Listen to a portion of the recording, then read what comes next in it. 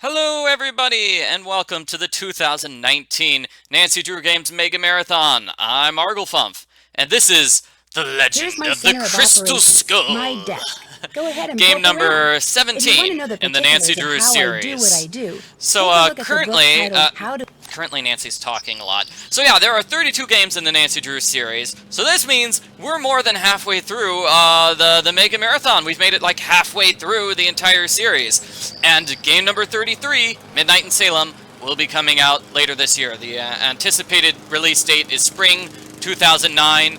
I would love to have like a specific date, like June 3rd, rather than just spring, but that's okay. I'm just glad to hear the game is coming out after a 4-year delay. So let's read the case file. Will Nancy read this case file? Current assignment. Woohoo! What assignment? She will. Bess and I are flying to New Orleans for a long weekend of fabulous music, sightseeing, and food.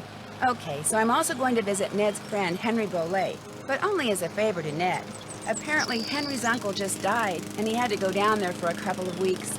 Ned says Henry's a nice guy, but kind of a loner who might appreciate a little company. So here, hang out with my girlfriend, Henry. Leave Bess at our hotel What in the is the French thought Quarter process and here? take a cab out to the mansion where Henry's staying. Ned called him and said I'd be coming. But once that's done, it'll be lazy les bon temps for lay. The only bad news is the weather's not supposed to be that great this weekend. But what's a little stormy weather when you're in the heart of the Big Easy, right? Right. So here's the question. People have been arguing over who Henry Bullaes looks like. So this picture does kind of make him look like Michael Jackson, but does he look more like Michael Jackson or does he look more like Harry Potter? Those are like the two things people have been arguing about. And I like how we have a nice sunny picture of the house. The nice sunny picture of the house is bright and sunny. You can see everything. That's not the version of the house we're going to see in this game, because this is a scary game. Warning, play the game in the dark, turn off the lights, draw the shades, run and scream! Oh, and somebody says it's clearly Harry Jackson or Michael Potter. Yeah, that works, that works. We could say Henry's a mix of Harry Potter and Michael Jackson. That's beautiful. So I have a special place in my heart for this game because this was the first walkthrough I ever did. I played this game in 2007, 2008, just kind of as a joke because that was when Indiana Jones and the Kingdom of the Crystal Skull came out. So I'm like, I'm going to play a Crystal Skull game at the same time there's a Crystal Skull movie. Ha ha ha. And people liked the walkthrough so much they wanted me to do another and another. And now here I am, like 10, 12 years later, and now I'm just the guy who's crazy obsessed with Nancy Drew. So, that's my life story. Let's learn Henry's life story. Hello? Anybody here? Oh, and the first decision we have to make in the game is if we're going to drink some weirdo green concoction or not. Should we drink it or not? Because Renee says, "Here, Nancy, drink this," and Nancy's like, "Oh no." Hi. But we the do door get was to open. we do get to choose. We get to choice. Oh, and there's Skeleton Man. Yeah, Nancy just breaks and enters into the house. That's breaking and entering. Ah! But she does it at the same time somebody else is breaking and entering. Somebody with knockout powder. Oh, we have 6 votes for drink it and 2 votes for no. Don't drink it. Save Nancy's life. Drink it. Just a couple sips. Drink, drink, drink, drink. Okay, Nancy. Nancy's gonna drink. Okay. Okay, Nancy. Chug, chug, chug, chug. That's it. No offense, but yuck.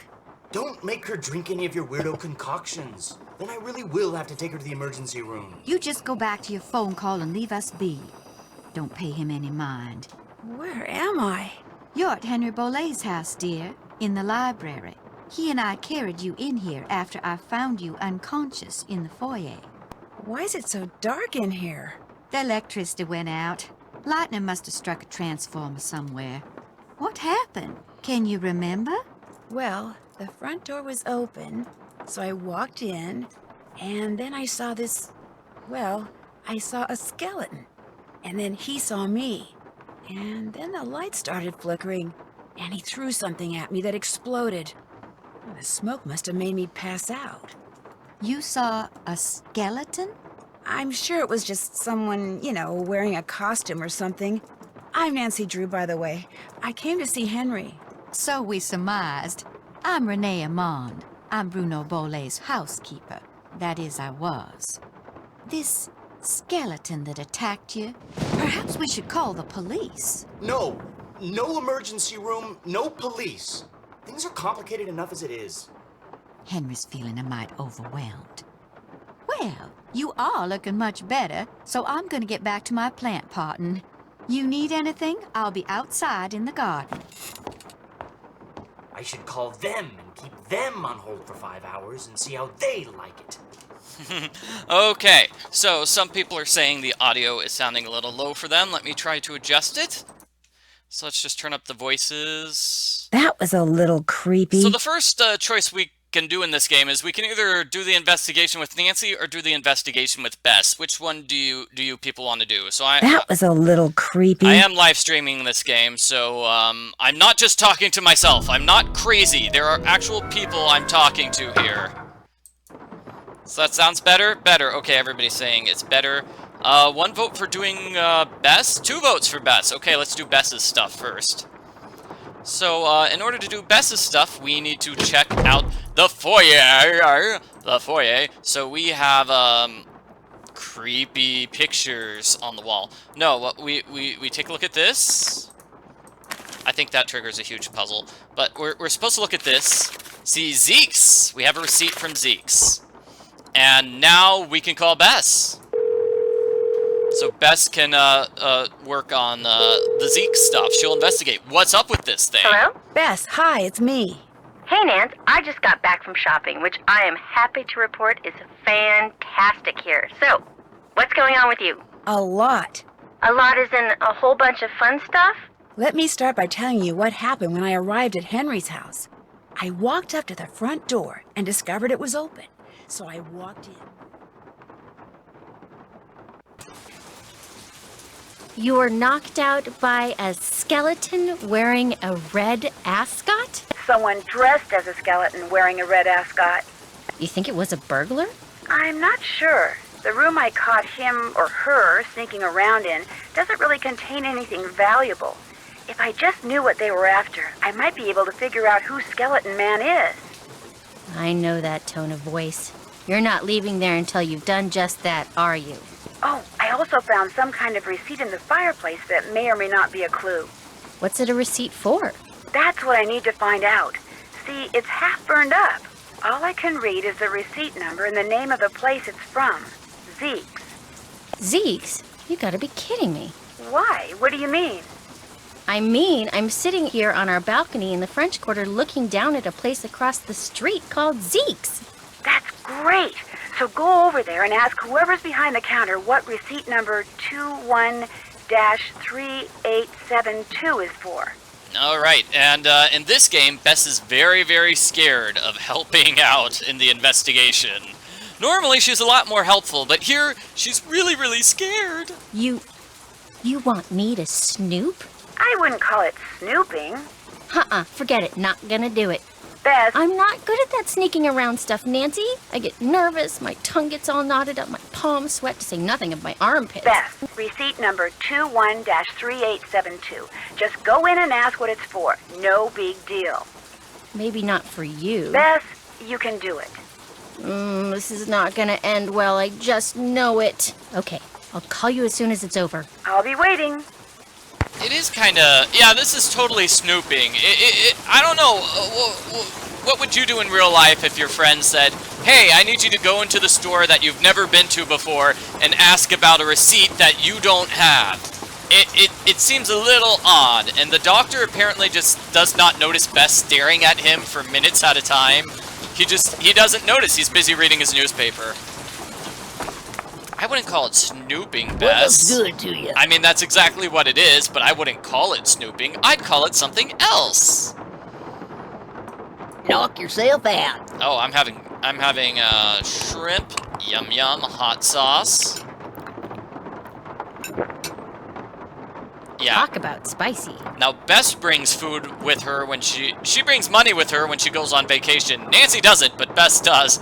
I love how this chef is wearing the exact same outfit as Shorty. Is it actually Shorty from Secret of Shadow Ranch? Shorty left the ranch and now he's selling gumbo. That hard to make up your mind. Hey, give me a break! I'm trying to decide on what I want to eat here. Okay, I'll have A some bowl gumbo. of gumbo, please. Eat up.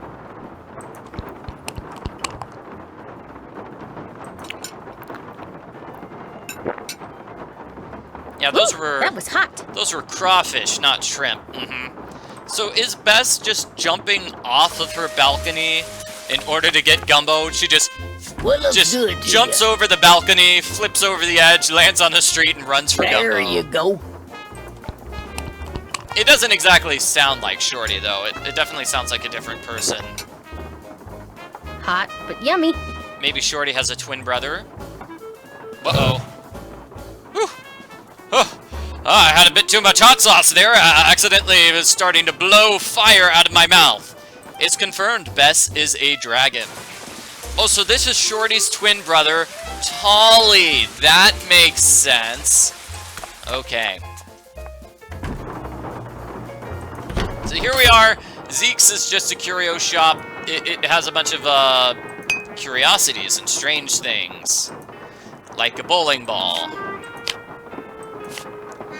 Oh, we can move all these things around. Oh, that's cute. And let's meet Lamont. Hey, doing a little end of the day shopping, huh? See something you like? Not really.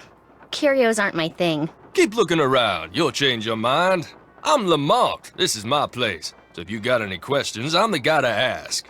Actually, I do have a question. This friend of mine found the number of a receipt that came from this shop, and she asked me to ask you what the receipt is for. But if you're really busy, or you'd rather not, or it's against the rules... No problem. What's the number? 21. Yeah, see, Bess, that wasn't so bad. It wasn't so hard. You were able to ask quite easily. Here we go. That ticket was for a large box of assorted unknown items I bought from Henry Bullaes. And, that's all I can tell you. What? A large box of mysterious items? Is something wrong? Look, I just don't want to make trouble for anyone, okay? Where's the box now? It's still in the back room. I haven't had a chance to really go through it yet. Hey, is there something else I can help you with? Beads, hula dolls, old books. Got great deals on all of them. I find it strange that Lamont just has a big box of all his receipts. Do businesses normally do that? Just have a box full of receipts? And apparently they're sorted by number because he was able to go through them rather quickly. I don't know. I have never worked at a curio shop myself, so I just don't know. But yeah, it's kind of strange that a store owner is just giving out free information about their customers to strangers. Is Henry Bullaes a friend of yours? No, I met him at the reception at Bruno's house following the funeral. Gave Henry my card, said when he wanted to start liquidating, he should give me a call. Did Bruno have a lot of valuable things? Didn't look like it, but what he lacked in quality, he made up for in quantity. That house of his is filled with junk. He kept everything. For someone in my business, the place is knick-knack heaven. Yeah, it's like, you don't want to make I don't want to make any trouble, but I am going to imply that Henry is doing something troublesome. Yeah. Well, I mean, I worked at a pizza place. We never kept any of the receipts. They all got thrown away. Seeing as this place is called Zeke's, and it's your place, shouldn't your name be Zeke? Guy I bought this place from wouldn't sell it to me unless I swore I wouldn't change the name. So I didn't. Funny thing was, his name wasn't Zeke either. But Maybe I'll have another look around in here. enjoy. Of course, now I'm thinking most places just do it, via computer. They keep the receipts and sales records via computer. That's right. This place doesn't appear to have a computer, though. I don't see any computers anywhere. And this is going to be a puzzle. Let's solve it. That doesn't quite cut it. Oh, right. I need to look at the sneezing powder. Ooh, P.U. Ew, stinky powder. Itching powder. Ooh, they weren't kidding. Ouch. Giggling powder.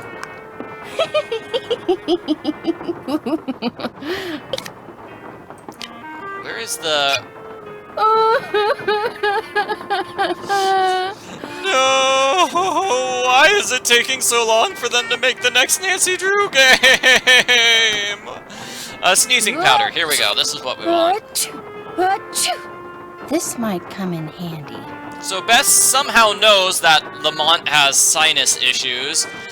I guess. So she's gonna trick him into getting a face full of sneezy powder. Sneezing powder. So let's see if I remember this. I know we start with the...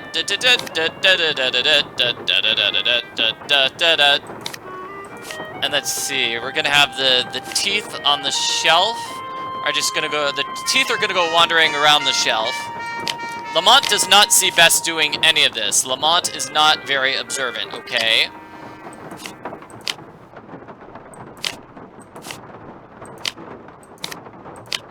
Let's see, if I put the sneezing powder there... I'm trying to figure out where everything goes. Let's see. The creepy skull goes here. And it will bump into the fan. The fan is going to push this thing all the way across to pop the balloon. Let's see if I put these books here. I imagine, yeah, so, what's the name of this type of puzzle where we just, you mess with one thing, which hits another thing, which hits another thing, which hits another thing, which hits another thing?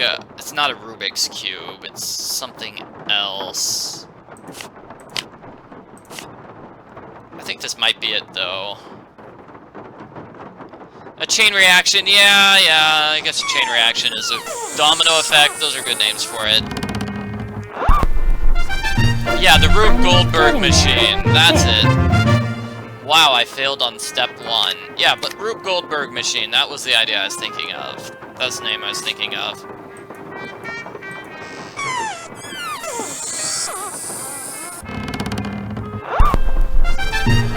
Well, I got the right idea. Perhaps I need to put this thing here and see what that does. I'm getting there, I think. What's gonna be the first step to this puzzle? Maybe Hula Girl switches with books, right? Yeah, let's try that. It's the knock something into something else puzzle.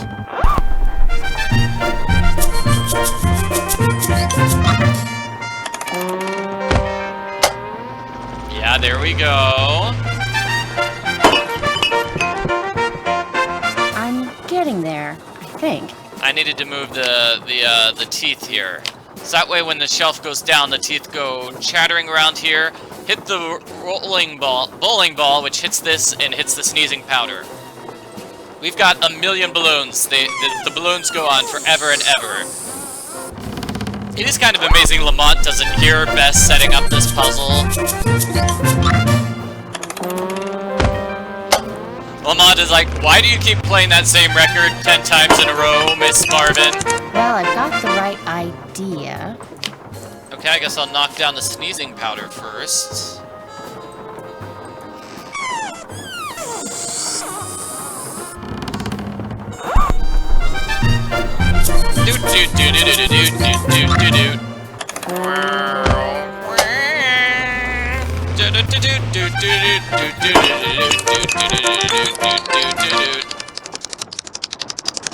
That's it. We did it! Woo! There, that should Yeah, do Lamont it. is just enjoying the Lamont, fact that could you there's help somebody inside his store. He doesn't care what they're doing. I finally got a customer. Sure, I what do don't you need? care. I can't quite reach that bottle up there. Could you get it for me? Sure. Yeah, somebody's in his store popping balloons, rearranging everything. Oh, poor Lamont. What? I'm like so confused by the hula girls. Like, where did that come from? Wasn't that from Creature of Kapu Cave? What?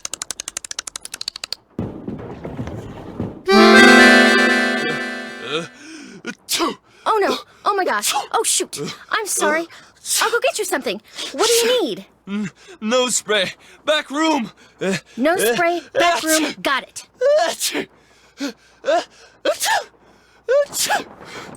So, Bess goes into the back room, and she sneaks into, this magic box.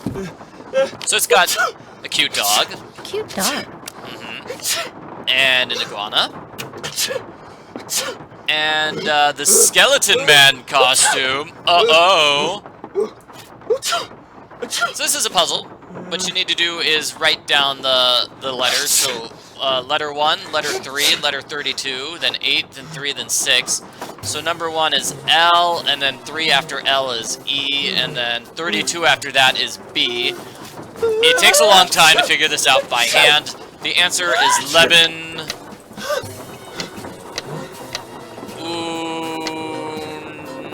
Is it Leben Untad or Leben Undtad? Looks like it's Leben Undtad.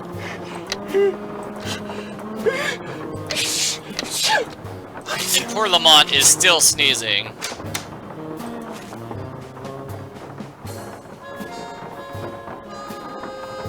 Whoa, this is weird.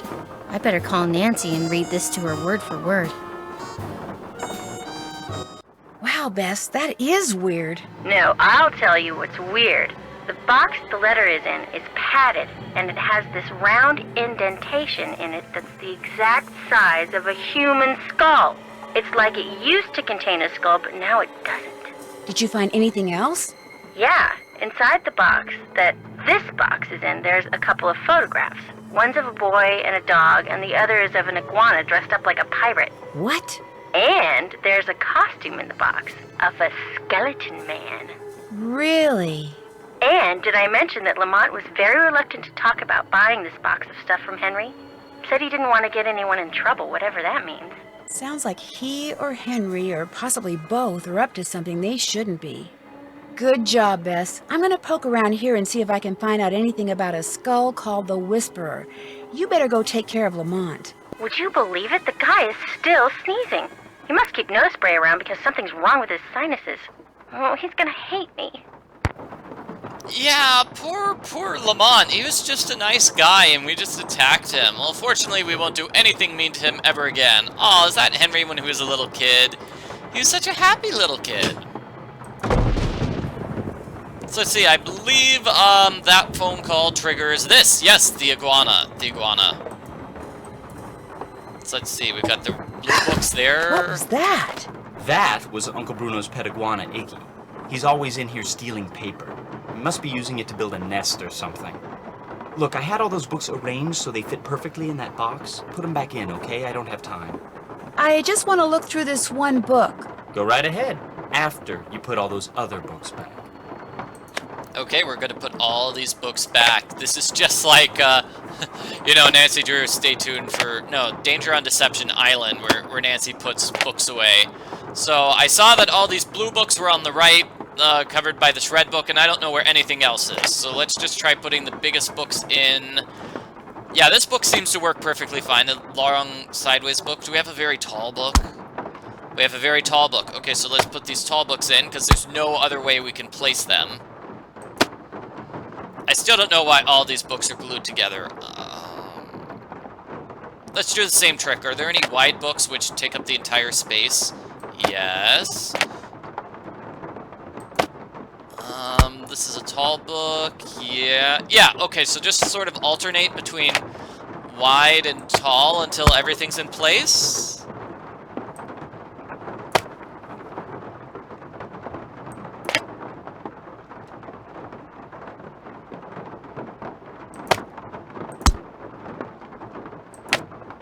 That seems to be okay.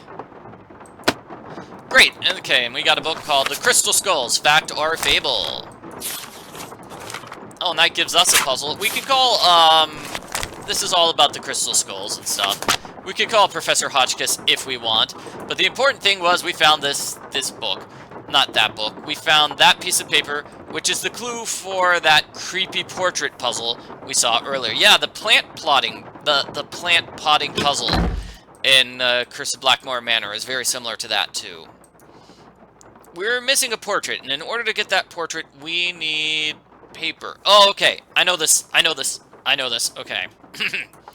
we need to get the key to the crypt, and the key to the crypt is actually locked inside the crypt here. So we need to figure out this puzzle. So we need to solve that puzzle. And we also need to get an eyeball here. There are a bunch of eyeballs scattered throughout the entire game. So when we go everywhere in the game, we just want to grab eyeballs. This is one. Yeah, so Ned and Henry are kind of friends. Ned mostly just feels bad for Henry, I think. So this piece of paper was our clue. Somebody's making rubbings. So we need to make rubbings in order to get inside the mausoleum. So for that, we need paper, and Renee has paper. Nancy, welcome to my little lantern-lit corner of the world. Looks like you like to grow things. I do indeed. Herbs mostly. And because I'm in constant need of 'em, I grow 'em in pots. So you're still doing the cooking even though Bruno Bullaes is gone? I don't use these herbs for cooking, darling. Did you and Henry have a nice chat? I haven't talked to him ever. I haven't really talked to him yet. Henry's a very morose, very negative young man. Very cunning, too. In fact, I'm fairly certain that he's been selling off Dr. Bullaes' belongings on the sly. Like selling a secret box of assorted unknown items to Lamont. Won't all of Dr. Bullaes' belongings go to Henry anyway? Absolutely not. According to Dr. Bullaes' will, Henry is to get 30% of the estate. Dr. Bullaes' physician, Gilbert Buford, gets 30%. Our Lady of Route 57 School of Dentistry and Cosmetology gets 30%. And I am to receive 10%. Why is there an empty frame in the gallery inside? That is a very good question. I first noticed the canvas was missing after the reception following Dr. Bullaes' funeral. But as for why it was missing, I do not know. Did Dr. Bullaes ever say anything to you about a crystal skull? He may have referred to it as the Whisperer. No, he never so much as mentioned a crystal skull, whispering or otherwise. Nice talking to you. One more thing. I, too, have seen the skeleton man. After Dr. Bullaes passed, that night, I saw him in the hallway. He was there, then he was gone. So you best be careful, Nancy Drew, because if it was Mr. Death, and I truly think it was, he's come back. So yeah, Renee is crazy, and she's telling all these family secrets to a random teenage girl she met 5 minutes ago. Thanks, Renee. So, I seem to recall we've got two things we can do now. We can either go ahead with this puzzle, which will unlock the hidden... We'll go along with this puzzle, or we can try to talk to Henry, and he has like an eyeball and a chain, and we'll try to meet Dr. Buford. So those are like the two things we can do, I think, at this point. To figure out if there's anything camouflaged in that design, I'm gonna need some paper. Yeah, Nancy's just apparently one of those people that, you know, everybody loves talking to. She's just got a really friendly face. Yeah. So, Nancy needs to actually know she needs paper before she can collect paper. My mistake. Well, let's talk to Renee and ask Hello for paper again. now. If you don't like Henry that much, how come you're still here? I'm here because Dr. Bullaes paid me in advance, and I always fulfill my obligations. Do you by any chance have some plain paper that I could use? I most certainly do, but it's up in my room, and I'm afraid I cannot retrieve it for you until I'm finished here. You get the sudden urge to draw a picture? Something like that. I know, I'll help you. That way you'll get done faster. Gracious, you are the picture of impatience, aren't you? Well, I appreciate the offer. But here, why don't you just take this instead? It's an extra key to my room. The paper's in a drawer in my nightstand. I have to keep it hidden on account of that paper-thieving iguana. Just go on up and help yourself. But make sure you lock the door when you leave, you hear? You I trust. But Henry, him I do not. I really appreciate this. So let's steal her key. And long as you're going up there, my appetite could use a little placating, so I would be much obliged if you would bring me a candy bar from my nightstand. And take one for yourself while you're at it. The one and only time somebody does not want Nancy to do their chores. Yes. Okay, so let's talk to Henry. Henry, let's take this. We've got another eyeball here. And Henry, it's far past time the two of us had a little chat. So, Nancy, you finally decided to talk to me. Truth is, I'm never quite sure what to say to someone who's just lost a loved one. I wouldn't exactly call Great Uncle Bruno a loved one. My parents died in a car crash when I was 8. Since I had no other relatives, he took me in, or should I say he shipped me out. Boarding school, summer camp, military school, college. He may have looked after me, but he never spent any time with me. I didn't know him at all. No, ouch. Yet you came all the way down here for the funeral? Not really. Great Uncle Bruno named me executor of his estate, which means I have to make sure all his bills are paid and debts taken care of so his assets can be distributed. Unfortunately, he couldn't have cared less about little things like keeping records or balancing checkbooks. Dealing with his creditors and their lawyers has been an absolute nightmare. So, thanks for stopping by, Nancy. And now you can report back to Ned that I'm fine and go enjoy New Orleans. You don't seem fine at all. You started off the conversation complaining about how terrible things are. No, I can't. Not until I know who that skeleton man was and what he was doing here and why he knocked me out like that. Look, I can understand you're not wanting to call the police, but somebody should investigate. And since playing detective is kind of a hobby with me... No offense, but are you sure you didn't just pass out from the heat and humidity or something and dream that you saw the skeleton dude? No, it was real. It was real. I'm positive. Okay, look around all you want. But I should probably warn you, Uncle Bruno was into exotic pets. Didn't believe in cages, so he gave him the run of the place. And just because he's dead doesn't mean they are. So if you're gonna go poking around, be careful. It is interesting that he has this laptop. The power's out, but he's still using his laptop all day long. It must have a fantastic battery to just to stay open for hours and hours on end. How did Bruno die, if you don't mind my asking? Just dropped dead in the front hallway. I mean, the guy was 95 years old. Here, check it out. Myocardial infarction. That's doctor speak for heart attack. Attending physician Dr. Gilbert Buford, 504-555-9970. Was that Bruno's doctor? And his best friend, or so I'm told. I've never met him. Interesting keychain. That's one of Uncle Bruno's glass eyes. It's the one he was wearing when he died. How nice. Anything else? Yeah, his laptop runs off of his sadness, and that's how it's able to stay charged all the time. So like I said, we can either go ahead with Bess, we can switch to Bess and have her follow up on Dr. Buford, or we can continue with trying to get inside the mausoleum. Just let me know what you want me to do, and I'll ask about this random thing. Do you know what this is? I found it in the other room. Looks to me like some kind of tracing. I was thinking that maybe my skeleton man left it behind. Well, I sure don't know anything about it. Anything else? We've got multiple votes for Bess. So this is just going to be the Bess playthrough, and one I'll vote check for back with you later. Mausoleum. Whatever. Whatever, man. Oh, can Nancy not use her phone now? Now she can use her phone. Okay, so we need to call Dr. Buford's office to get told where he is. Guess what? He's right next to Bess. So then we call Bess and tell her, hey, Bess, meet with this creepy doctor who's going to flirt with you. I need to talk to Dr. Buford. Could you maybe give me a number where I can reach him? No, ma'am, I cannot. Is this an emergency? Sort of. I mean, it's not a medical emergency. See, I'm only going to be in town for a short time, and Dr. Buford and I have this mutual friend who died recently, and I just really need to talk to him about it. Need some consoling, huh? Yes, I need some consoling. That's it exactly.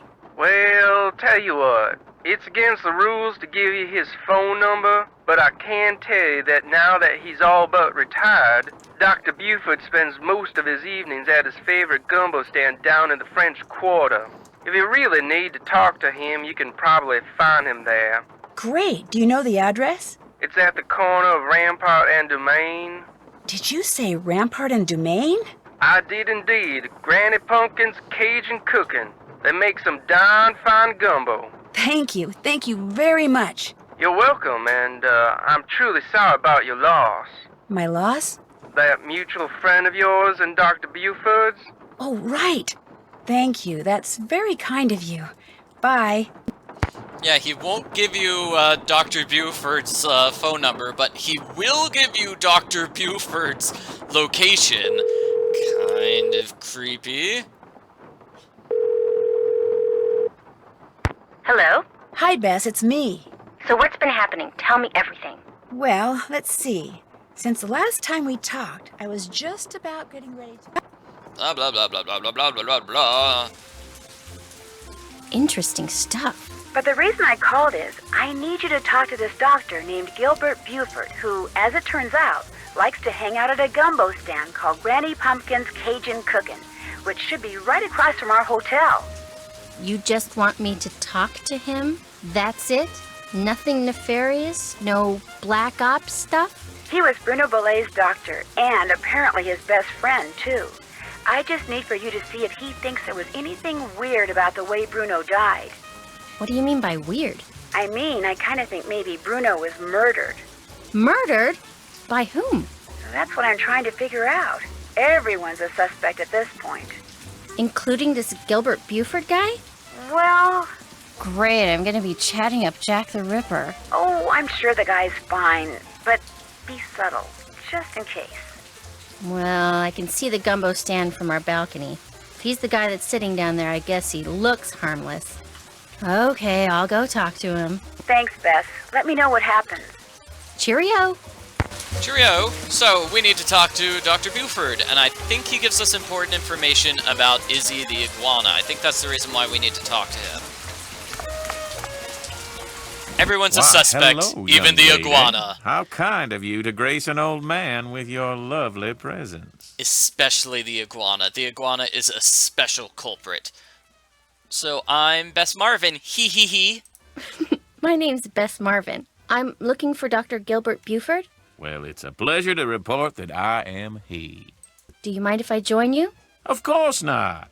A little lively discourse would brighten this gloomy evening considerably. This here is my favorite spot in the whole city. Delicious gumbo, pleasing view, particularly now, I might add. I'd like to ask you some questions about Bruno Bullaes, if that's okay. I'd prefer subject matter of a happier nature, but I do not want to seem inhospitable, so what is it you want to know? So yes, that is about as much of the flirting in the conversation as I recall, but that's just way too much flirting. I don't like it. We're chatting up an old flirty Jack the Ripper, and Bess was really, she put up more of a fight about the receipts. It's like, I don't want to do the receipt. I don't want to go into Zeke's. I don't want to find this receipt.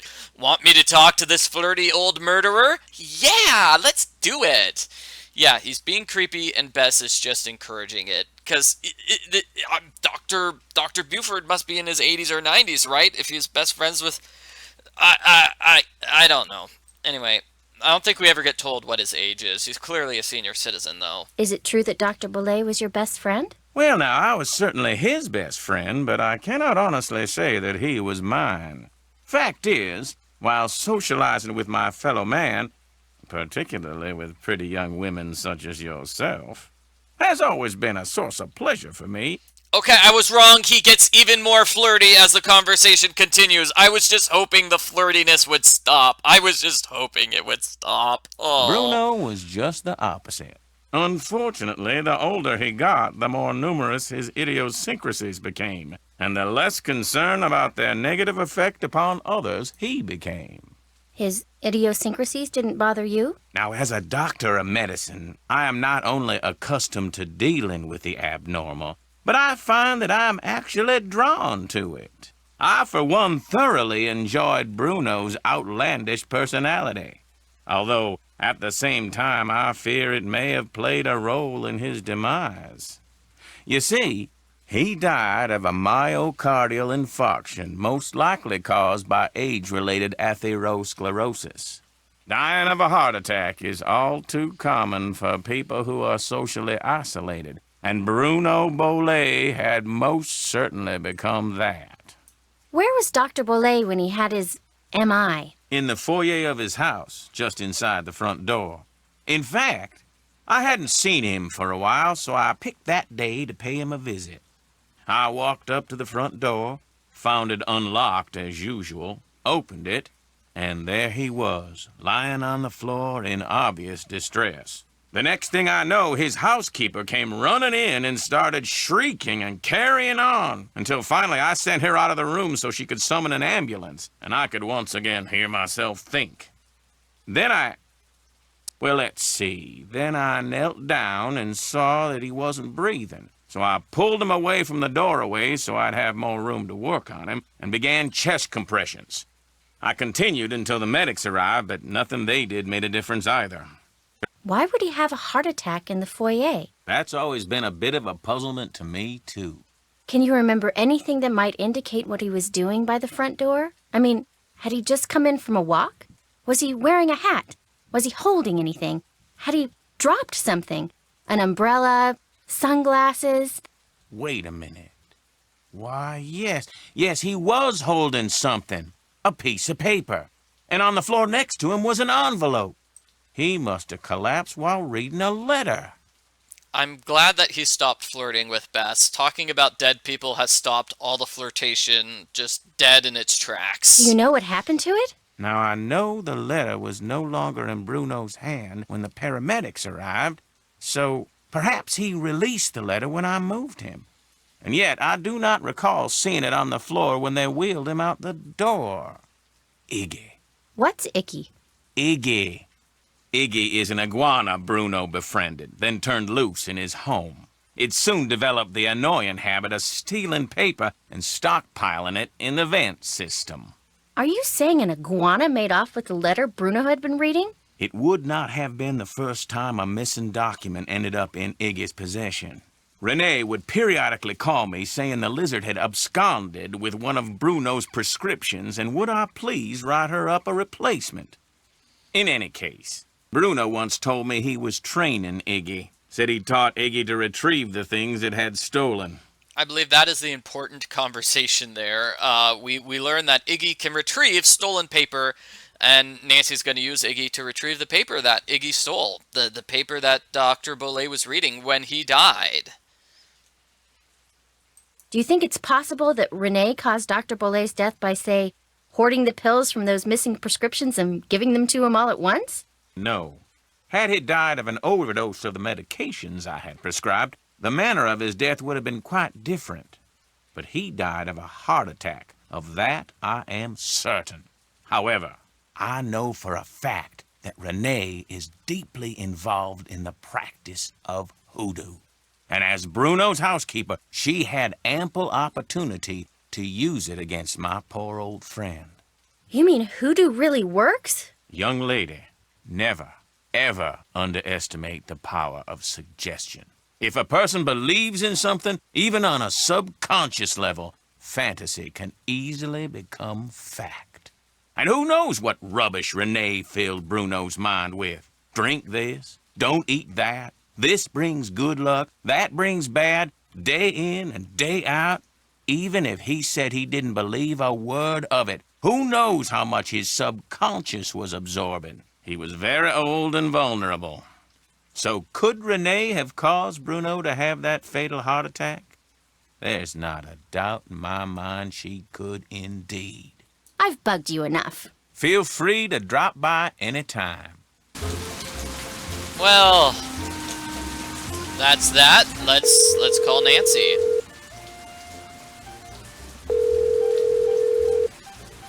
Hello? Hi, Nance. Okay, here's what's been happening at my end. And that's pretty much it. Good work. I'll take it from here. Thanks again. Good luck. Bye. So let's keep going with the paper storyline. It's inside Renee's room, which is this one at the top of the stairs. We don't lock the front door, but we lock Renee's room because, yeah. So she has paper here. One for Renee. Oh, and chocolate. And one for me. Scary music while eating chocolate? Come on, I'm not scared of chocolate. Yeah.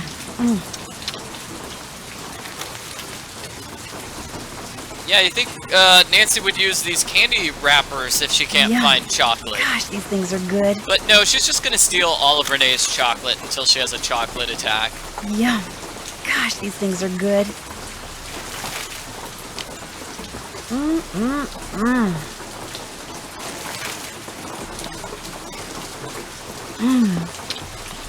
Yum. Uh-oh. Oh, too much chocolate. If I eat any more of these, I'm gonna be real sorry. Okay, so that's all the chocolate Nancy can eat. What was that, 7 chocolate bars? I wonder why Bess didn't mention, oh, by the way, Nancy, we've got this creepy guy who kept flirting with me. It was creepy and weird.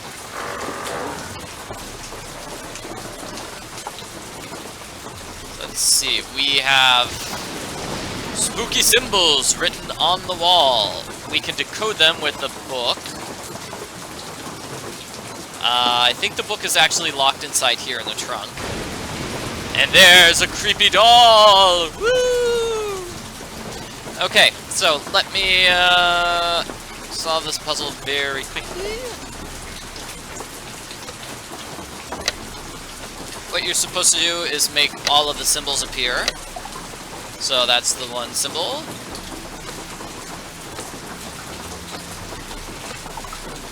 And you only have to use each button once. No button gets used for multiple symbols. And unless I'm mistaken, because we have 16, no, wait. Yeah, we have 18 buttons here. So 2 of the buttons don't get used.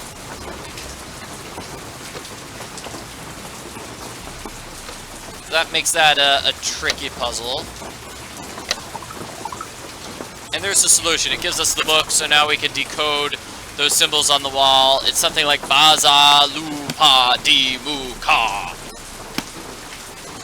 And I believe that's it.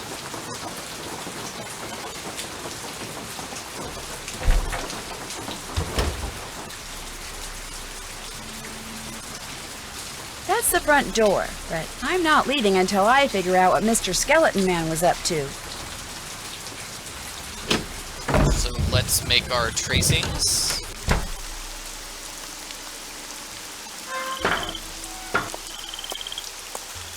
Yeah, it's sort of like Quigley's trunk in, the Kapu Cave game. So we're gonna make tracings here.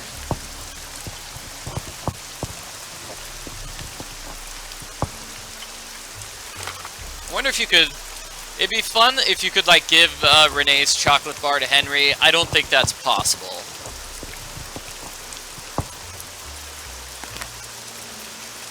That'd be really mean of Nancy.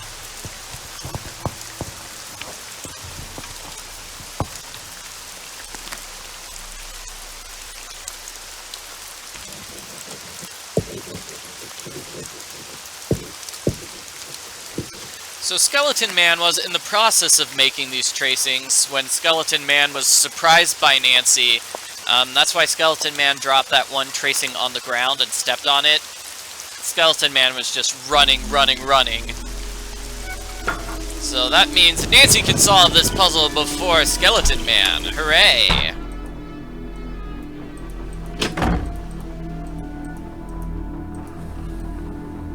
So it was not here by the tree. So the snake is... That's not a snake. Yeah, this is it. It was a worm. And the raven has wings. So this is the raven.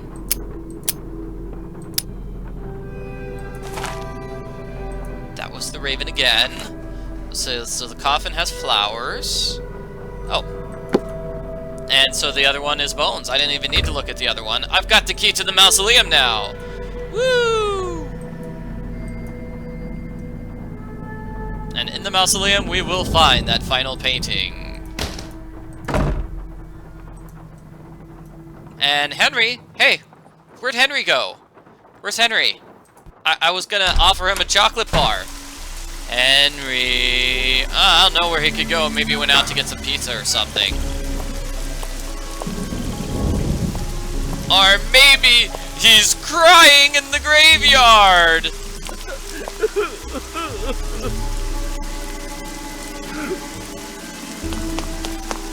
It's the most dramatic scene of the entire game. Henry weeping at the grave of Dr. Bullaes. But no, actually this is where his parents are buried. So he's still crying over his dead parents, and he's so ashamed of being seen just crying in the rain, he runs away rather than talking to Henry. Rather than talking to Nancy. He can't possibly talk to Nancy, he's just too ashamed and sad. This must be the painting that goes in that empty frame. And this is, you might have noticed Henry's mother. We mentioned this while playing Danger on Deception Island. That is Dr. Predivicu, the person that Nancy called in Danger on Deception Island, game number 9. So, Dr. Predivicu, had children. Obviously, she kept her maiden name, did not take the name Bullaes. So it's sad that she died after we talked to her in that game. That actually is kind of sad. Or her interactive was kind of lazy and reused some photos. I don't know. Either way, poor Henry. Henry, you need a hug. You need some chocolate. Yes? Oh, we can't talk to him about any of those things. It's very sad. Is your great-uncle's estate worth very much? I have no idea. Nor will I until I get all his affairs settled. He was a dentist for most of his life, so he must have had some money squirreled away. As you can tell, he was darn good at squirreling away junk. He never got married? No way. I can't imagine anyone putting up with him for a day, let alone for a lifetime. And yet you grew up with him. Why is there a model of a cemetery in the other room? Because Great Uncle Bruno used to oversee the cemetery next door. Made that scale model so he could keep track of where everything, or should I say everyone, was. Crafted all those miniature crypts himself. And people think I'm weird. I'll stop bugging you now. Whatever. So weirdness definitely runs in the family. I think that's what we've confirmed.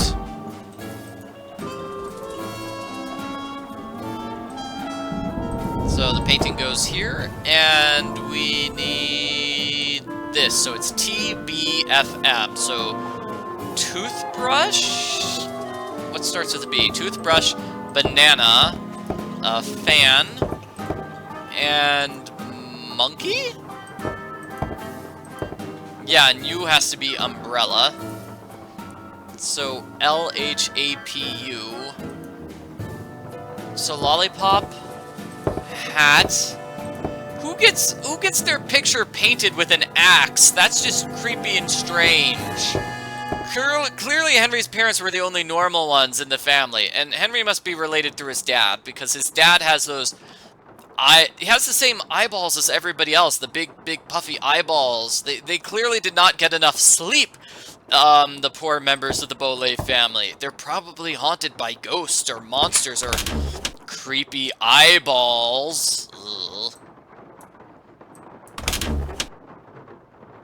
We do have names of the characters inside the mausoleum. Has anybody tried to attach those names to the people in the portraits? Come on, Summer, give me a break here. You never said anything about that. Well, how was I supposed to know? I mean, what am I, telepathic? No, come on, don't get upset. Look, I'll see what I can do, okay? What do you mean, something else? You gotta be kidding me, Summer. I don't have that kind of money. No, I meant, I don't have it now, but I will, soon, okay? Bye.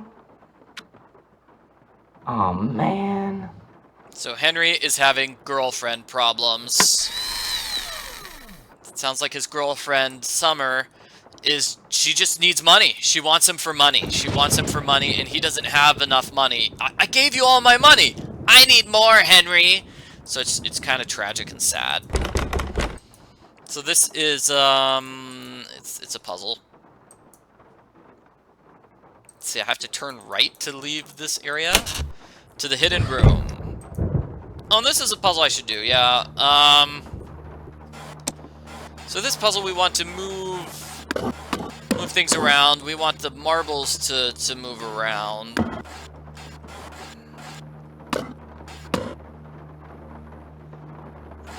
Let's see. I think I do it like this, maybe? No, I did it wrong. Yeah, her name is Summer, but she doesn't seem like a very happy person, does she? She seems like a really mean person. Just a gold digger. Which is crazy, because I don't really think that, you know... I don't think that, Henry is particularly rich. So here I want to go like this to block my pathway, because there are lasers in the coffee table, by the way. Lasers in the coffee table. So I'm going to move this piece up. I'm going to move that marble up and then that marble up to block both of those lasers. I think this laser, I mean, in order to get this in the pathway of the other laser, we have to move it right and then down, as opposed to moving it down and right. I think that was that puzzle.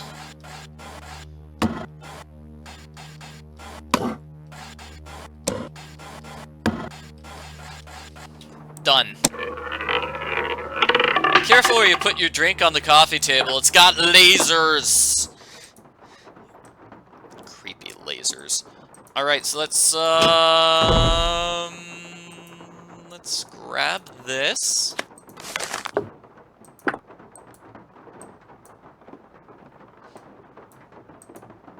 And I wonder if we could talk to Henry about Summer yet. Yes? We cannot. I'll let you get back to work. Whatever.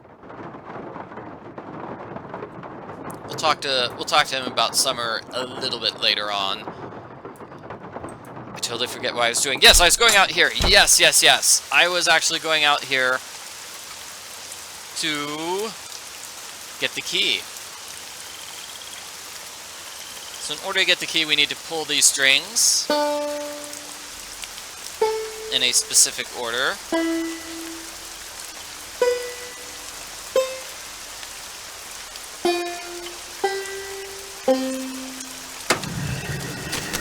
Apparently Dr. Bullaes trained that spider.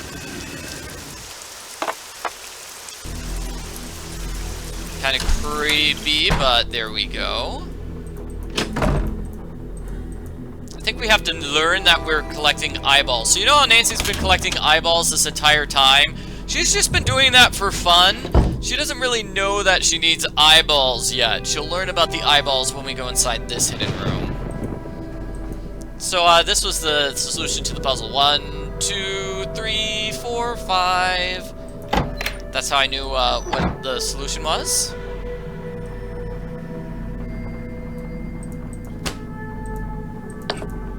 This must be where I'm supposed to put all the glass eyes I've found. Let's see how we're doing. So that's... Now Nancy knows she needs to collect eyeballs. So we've got a bunch of different puzzles we can solve here. So what was... It was Ba-za-mu-pa-di-mu-ka?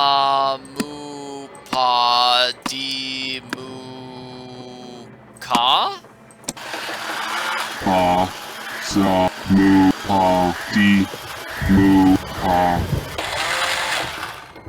Oh, I got it wrong. Oh, no. Okay, so it was...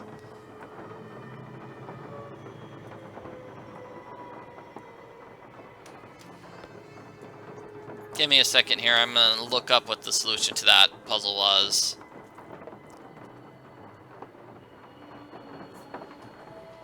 I don't have the solution written down. Okay, well that's not a good sign. Oh well. So this is where we dress up the iguana. If if we could. Here, Iggy. This is for a puzzle.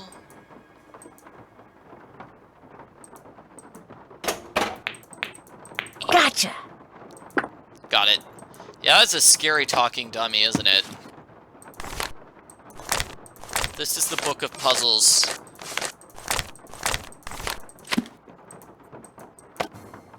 We're gonna use that to solve all sorts of puzzles. And Dr. Buford and Dr. Bullaes were both members of the Jolly Rogers crew.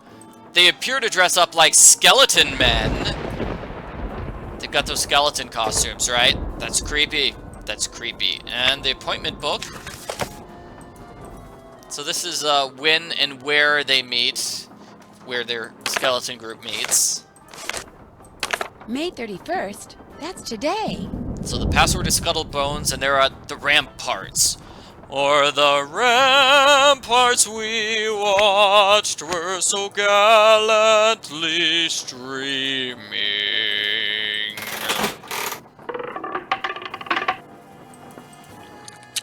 Let's see, I need a special token to put in there. And this is a double puzzle. So you'll notice it's playing music, sort of like the spider. We're gonna have to repeat that music for the spider. And it shows you the spider as the clue.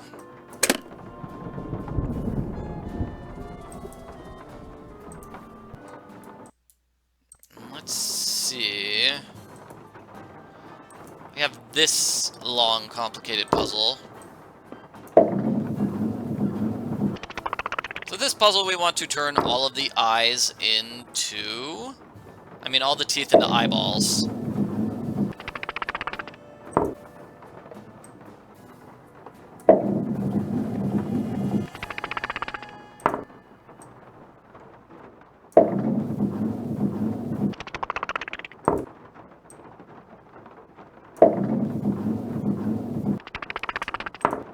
Good job, Nancy. I tried getting the ones in the back row first.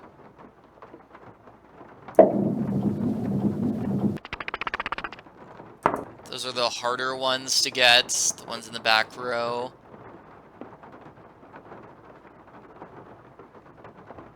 But also, when you're trying to get the ones in like the middle, it's harder to get the ones in the back row by accident. Is sort of my thought process there.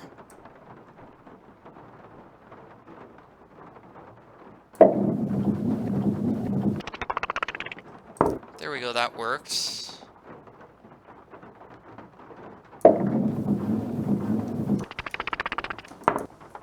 Good. Okay. Perfect so far. So yeah, I think about halfway, you pull back about halfway to get the things in the middle row.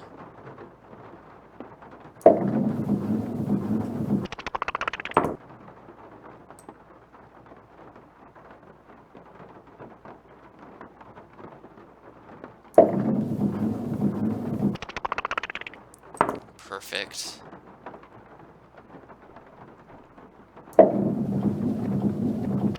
No! Oh, no! No, no, no, no, no. No, no, no, no, no, no. Yeah, just grab your hand, lean over the skee ball machine, and turn all of them to eyes manually. It is not that hard, Nancy. That's it. A maximum throw in the middle does, hits the middle piece. Ah. Okay, trying to get the back row, and I hit the wrong one in the back row. Thank you, game.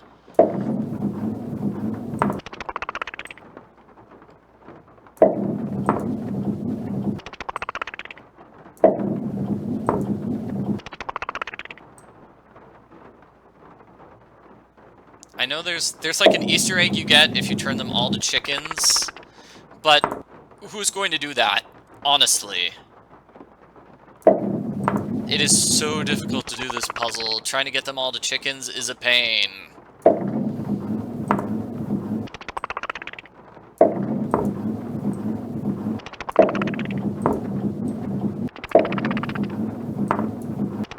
Oh no. Ah. am I not getting any of the ones on the bottom right?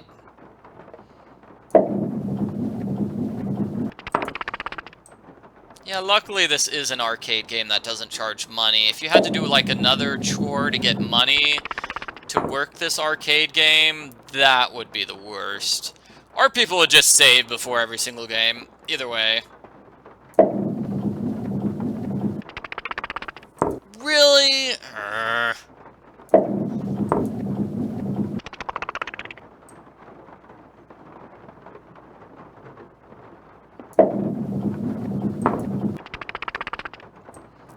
One last shot. Please be this. Please work. Yay!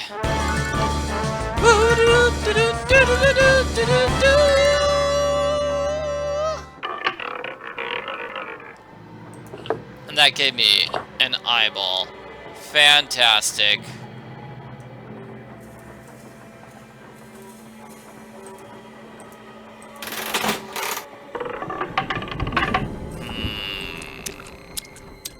Oh, now I remember. Yeah, we need to solve, Can I not call anybody here? Let's call Ned. Yeah, let's call Ned.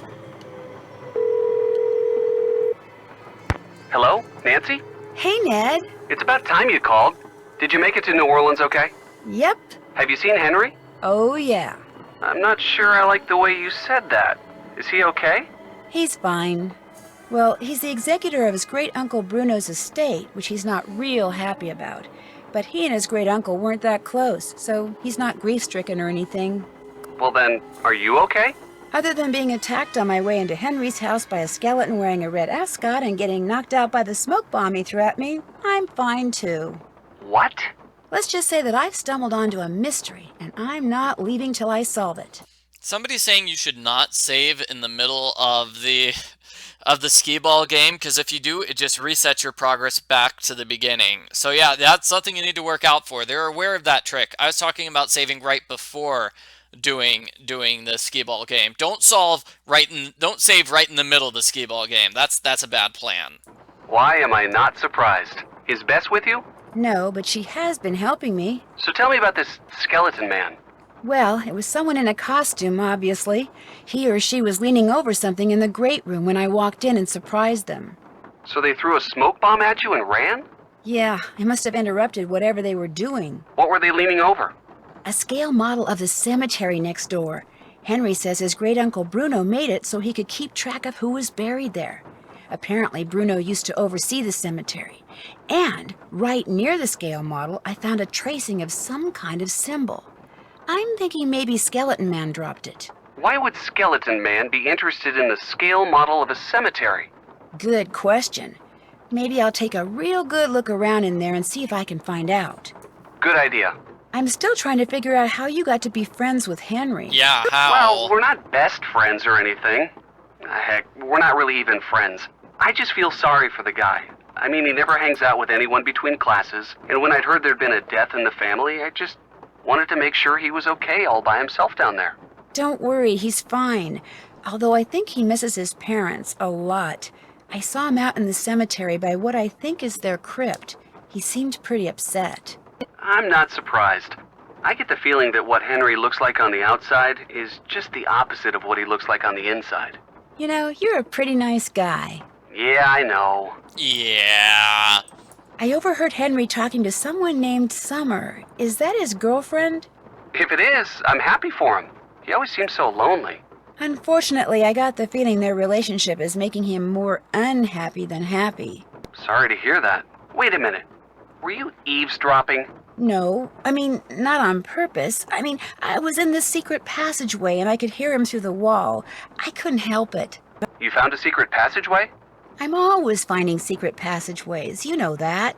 Yeah, I know. Sometimes I think they follow you around. They kind of do. How about a hint? What do you need?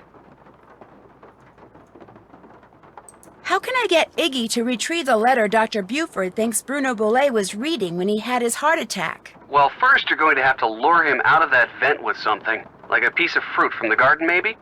Then, to get him to bring you that letter, you need to look around for something that's going to clue him into what you're after.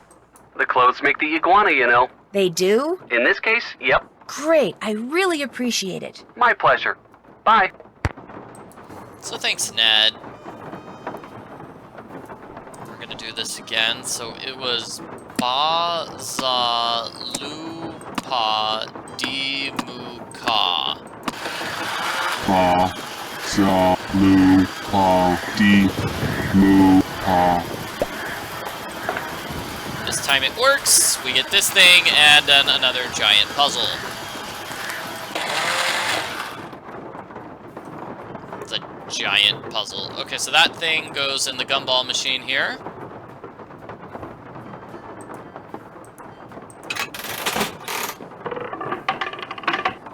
I'm just gonna do a puzzle run on the way downstairs, if that's okay with everyone.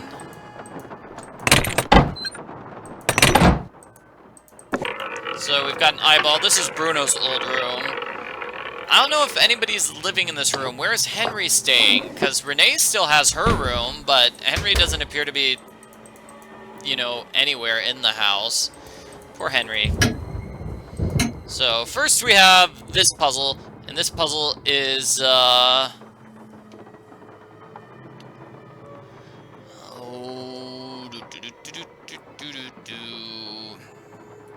I'm just getting up the answer. So this puzzle is the Time Will Tell puzzle. So the solution is 12, 3,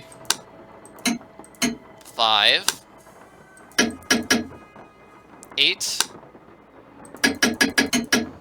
2, 11.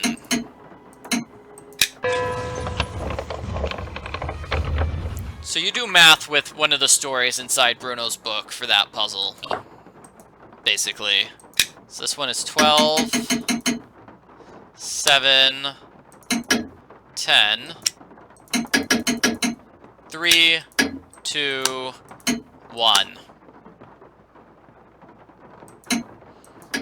I don't know why that didn't work. Let's try it again. 12, 7, 10, 3, 2, 1.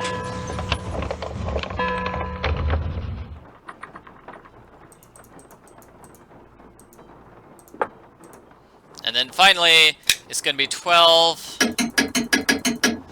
8, 10, 4, 9, 11. Next math puzzle is going to be with the catalog. Let me just do that right here. So the book catalog, this is also in that book of puzzles we found. And we're going to be adding things like this together. A librarian's tale. Something Bruno Bullaes wrote in that Tired Eyes book mentioned the librarian's eye. Yep, so Nancy can grab that book, Here I believe. we go. A librarian's tale.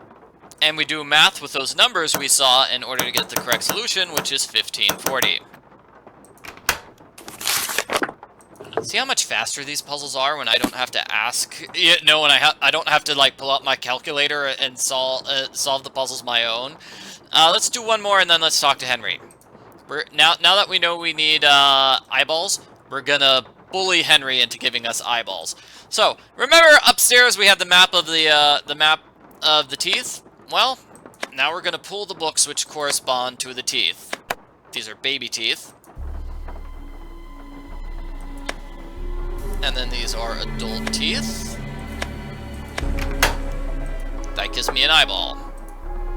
So I'll pull out the book just to show you. So first we had the Time Will Tell, then we had the Librarian's Tale, then we had the Teeth one. Next we're going to do steps in the right direction. How's that? So steps in the right direction. Buried where Charlie Wicker. So we need to go to Charlie Wicker. We need the shovel.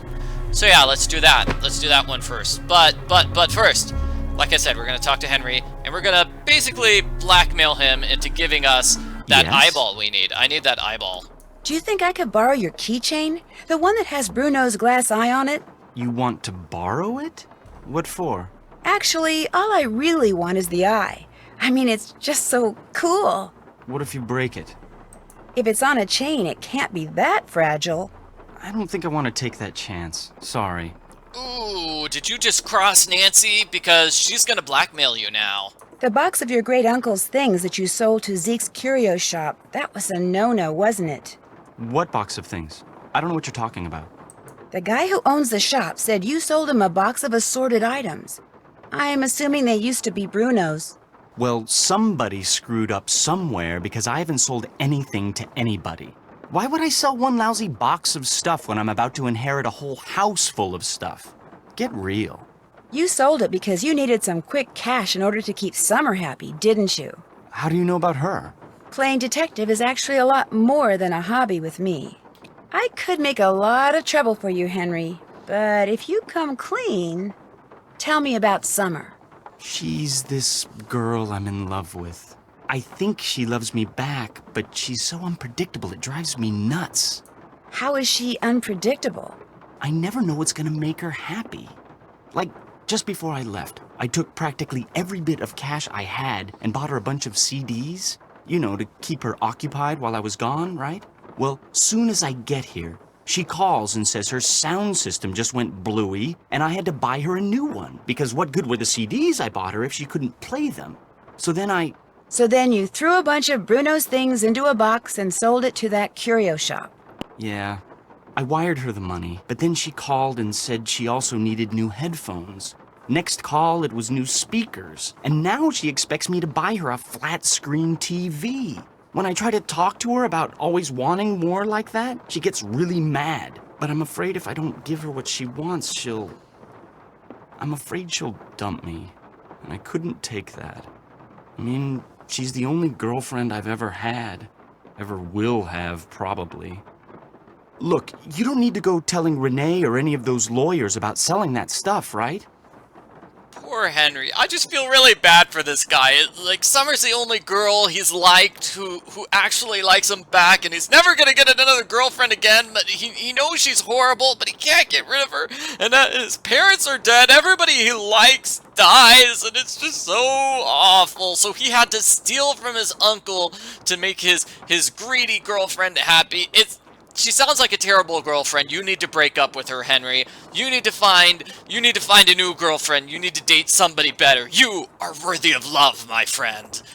I can't just ignore what you did, Henry. I know. You still want the glass eye? Take it. Go ahead. It's all yours. You want something, I want something. Take it and we're even, okay? Well, it's not like you sold off half the estate or anything. $300. That's all I've gotten out of his estate. I swear. Go on, take it. I was naughty, but from now on I'll be nice, I promise. I'll let you get back to work. Awesome.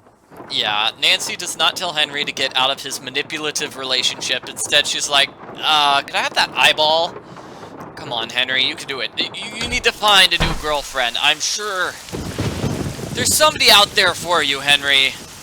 I know this girl at Waverly Academy named Mel Corbliss. I don't think she's seeing anybody right now. If you want, I could, give you her phone number. Maybe the two of you could meet up. I know everybody thinks Henry and Mel should, like, date each other because Henry's kind of emo and Mel's kind of goth. They could sit together in the dark and This shovel be friends. with a weird handle. Do you think I could borrow it? Dr. Bullaes took great interest in that shovel. Don't know why. Never used it. Just like to see it hanging there. I'm going to be honest, though. I use it to dig up roots. I think Mel's way too cool for Henry. Mel's really cool. And Henry's just kind of very sad. So maybe Henry and Mel can they can get a pet iguana together. You mean like tree roots? No, I mean roots like Tanis, black cohosh, valerian. Roots that in the right hands are very special, very powerful.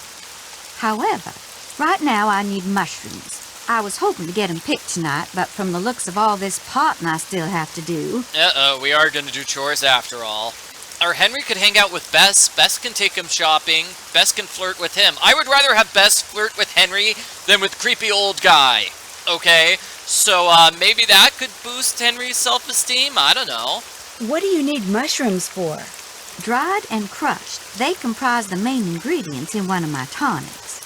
Tell you what, I need 5 painted conchs. They're mushrooms that have got a short, fat stem and a large bell-shaped cap covered with big red dots. You might find 1 or 2 here in the garden, but you'll have better luck in the boggy part of the cemetery. You get me 5, no more, no less, and I'll let you borrow that shovel. Deal. You can put 'em in this bag. How else may I be of service to you? I don't need to talk to her about anything. Let's talk about the iguana. I understand that Dr. Bullaes had some interesting pets, like an iguana. That man never met a creature he didn't like. He trained them to do all kinds of silly tricks, then let them run free, inside the house as well as out. Did he ever teach you how to make them do their tricks? I never cared to learn. Don't get me wrong. I liked Dr. Bullaes, I truly did. But I swear, sometimes his activities made as much sense to me as bathing in a bayou full of gators. I'll see you later. Take care, hon. I think Henry could get dating advice from Tino Balducci. That would be amazing. That would be amazing. This has got to be a painted conch. So we're getting these weird mushrooms for the creepy lady. Let's see, I know there's one near the opening here. Yeah, there we go. Another painted conch. Yes! So we need to get 5 of them.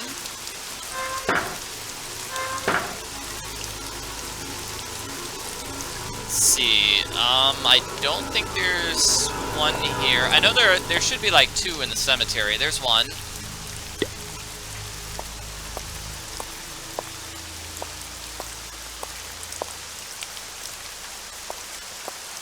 I don't think these are made out of plastic. Yeah, this is a weird name for a mushroom.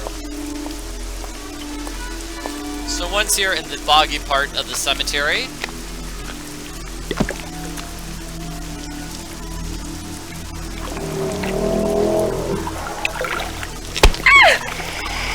And Nancy just got attacked by an alligator. Okay, so who's better at gardening? Renee or Mrs. Drake? Those are the 2 characters in the Nancy Drew series who spend all day playing in the library, I mean in the garden area.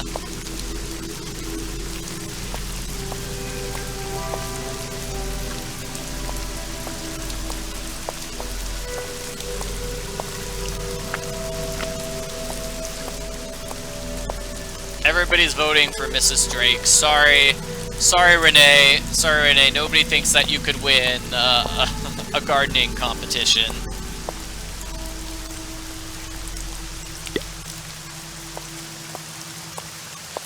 I think this is the real part of the cemetery where the real people are buried. As we'll see, all the other people are kind of silly. We'll see that later on. But Renee could just throw sleeping powder at Mrs. Drake and end the competition early. Yeah, I guess that is possible. Oh, and let's do this terrible challenge. Yay! That should keep you guys quiet for a while. I don't want to bug those wasps again unless I absolutely have to. Nancy will only take 1 at a time, and that is very frustrating to me. Because there are 4 variations of the Iggy Puzzle. Although Mrs. Drake's plant could eat Renee alive. That would be crazy, yeah. You bring me that cocoa kringle bar like I asked? Right here. Bless you. I'm so hungry I could devour these plants I'm potting up, dirt and all. How else may I be of service to you? Oh yeah, we totally forgot to bring her candy. Oh, we're so mean. I picked those mushrooms for you. Well, bless your heart, you did it. Actually, picking the one growing on the log sticking out of the swamp was a little hairy.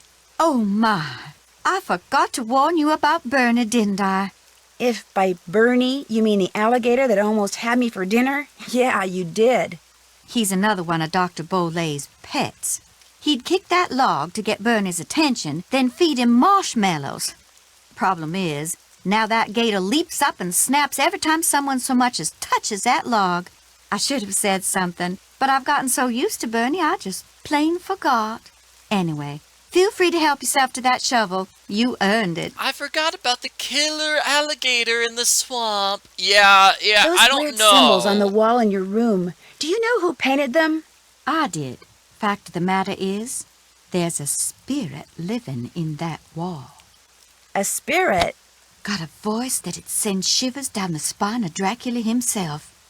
Used to hear it sometimes, in the dead of night, half talking, half whispering, saying this one word I never heard before, like it was from a language no one on earth spoke. And suddenly, I knew. The spirit was trying to cast a spell on me.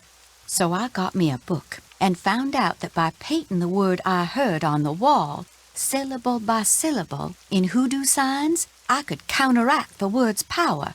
And you know what? The spirit has not spoken that word or any other since. What was the word? Darling, a sack full of water moccasins couldn't get me to say that word out loud. Nor will I write it down. No, sir. Not ever, ever, ever. What is a water moccasin? Is that like a type of shoe? A sack full of shoes would not get her to say that word out loud? I'll leave you to your potting. Take care, hon. And it does seem kind of strange. It seems strange to me, at least, that she, how do you put it? Why, if she forgot about, the alligator on purpose, a water moccasin is a type of snake. Why would she want a sack full of snakes? That's creepy. But it's like, why did she try to kill Nancy with that evil alligator? Like, is there a reason she wants to kill Nancy? In any case, we need to write this down. W-N-E-S, W-N. So those will be the solutions, the directions for this puzzle. I did not grab the shovel, did I? I forgot to grab the shovel. Let's grab that shovel.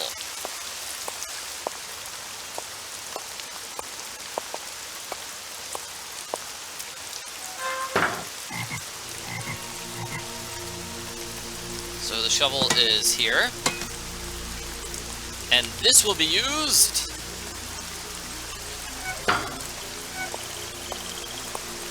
This will be used for that, the puzzle. Let's see, it was over here. So we're gonna go in all these directions. And that was listed here in the book. So steps in the right direction, we need to follow all these directions. W-N-E-S, W-N. So first we're gonna go west. I'm gonna pull up my notes for this. West 4. So 1, 2, 3, 4. And then we go north 2. Then we go east 1. Then we go south 3. Then we're gonna go west 2. I know I go west 2 because the fingers say there's 2 steps. Now we go north 2. West 3. South 3. East 1. North 2. East 1. North 2. East 1, North 2. That, I can't go North 2 there. Oh no, I messed up. Well, I'll have to start over then. That's really a pain though, starting over. So West 4.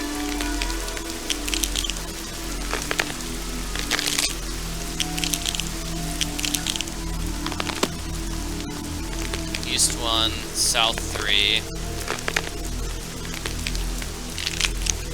West 2,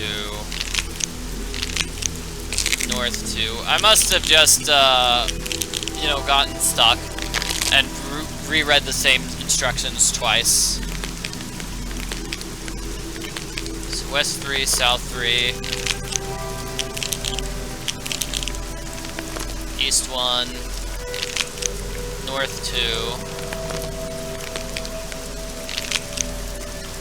East 1, north 3.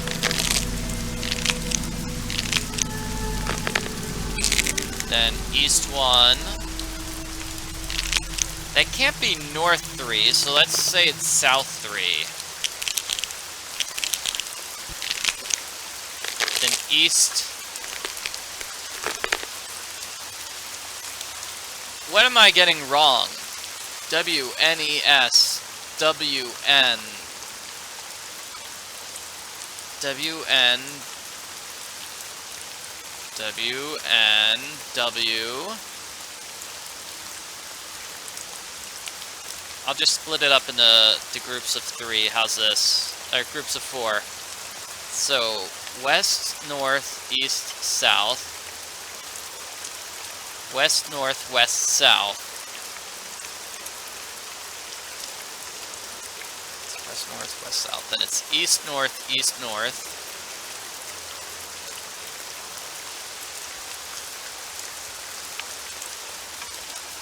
East, south, and then west.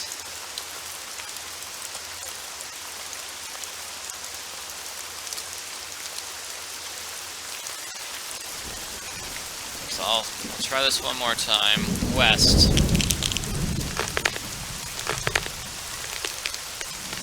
Looks like we're gonna go north 2. Then we go east. Just east 1 and south. South 3. So now we're gonna go west. North. West.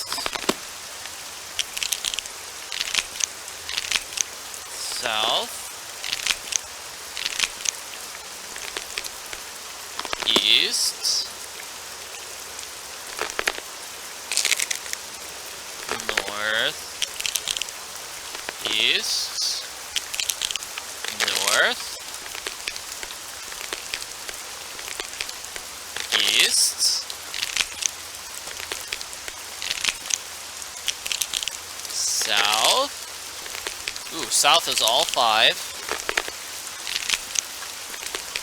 West. Done. Well, that took forever, but we solved the puzzle, finally. Sorry for taking so long. I don't know how I messed up there.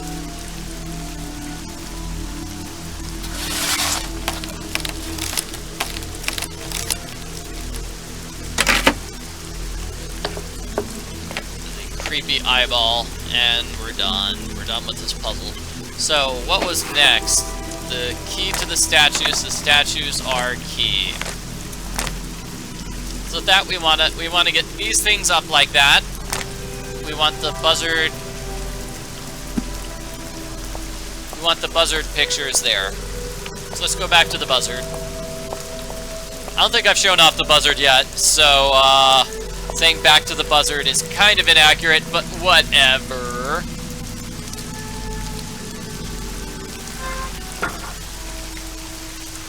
So it was over here to the left. No, not there to the left. There, over here. So see this buzzard? So what you want to do is pull these statues in order to change what the buzzard looks like.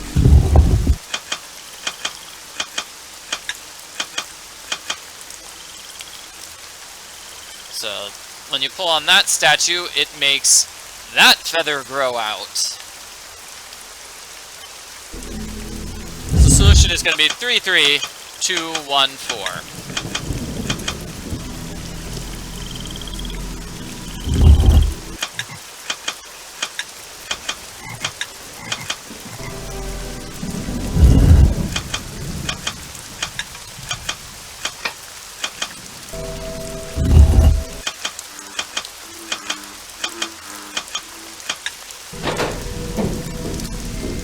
That's going to give me this thingy.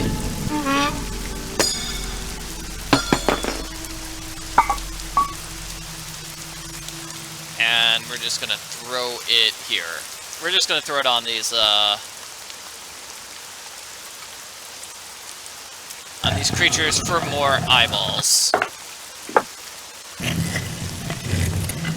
So many eyeballs, so many eyeballs. Yeah, so Nancy's going to be holding 20 eyeballs now. More than 20. I sure hope I haven't missed any eyeballs, because if I do, that's probably going to be a lot of work to go back and get them.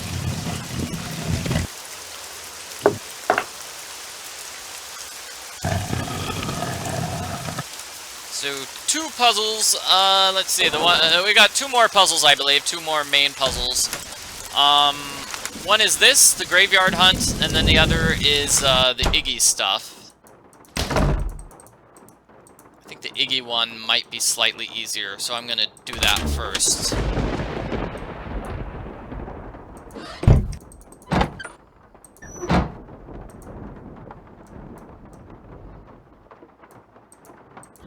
So how many more do we need? 1, 2, 3, 4. We're 4 away. Yeah. 4 eyeballs is not enough. Iggy, Iggy, Iggy. Iggy, come here, Iggy. Got something for ya.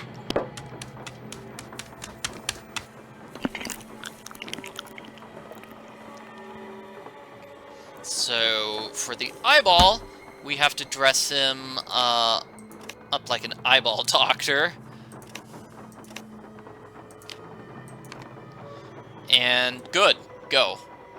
Give me eyeballs.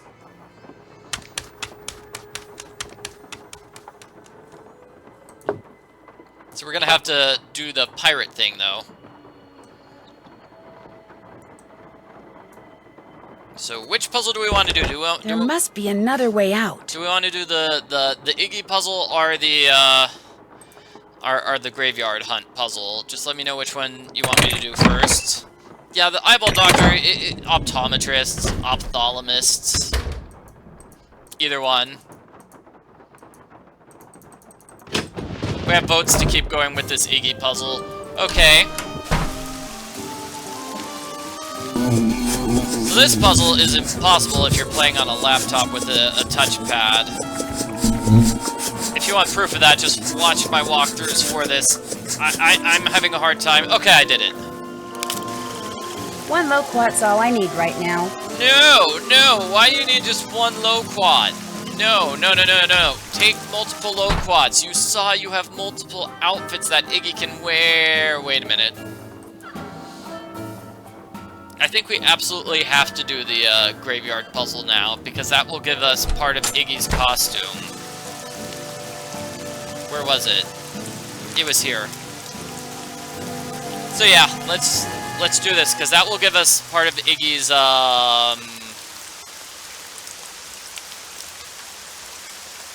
Iggy's costume. So the last person buried on my guard, I believe, was Tammy Tasselman. That looks like the right name. Okay, so now we're going to go straight to Tammy Tasselman's grave.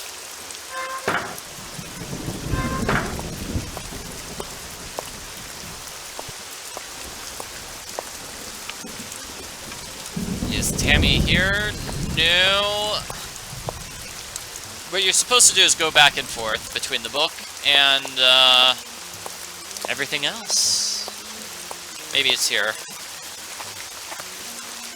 So Tammy Tasselman couldn't sleep without a peep, so when she died, we buried her deep. So the person who snored a lot was constant snoring. That's gotta be it. See, it sounds like constant snoring. Get it? Get it? Huh?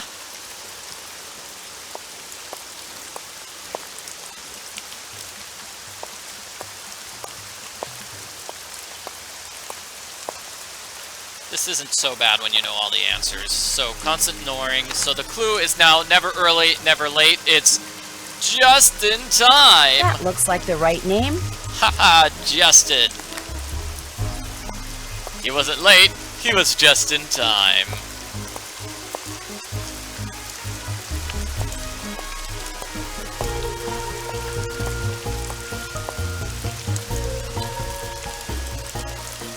Let me see, so I do not know where the next person is. That's not here. let's just wander around until we find it. Yes, there we go, just in time. So after just in time, all dressed up with no place to go, was Mannequin. There. I'm no dummy. So now we're gonna go right. And then over here. So, died in debt is Owen Moore. That looks like the right name.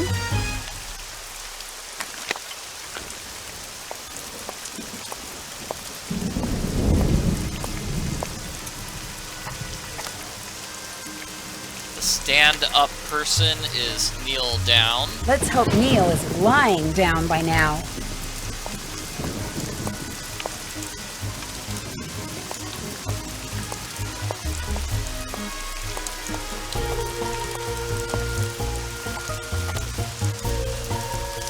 So all that's left of me are these old bones. That is Myra Maines. Bingo.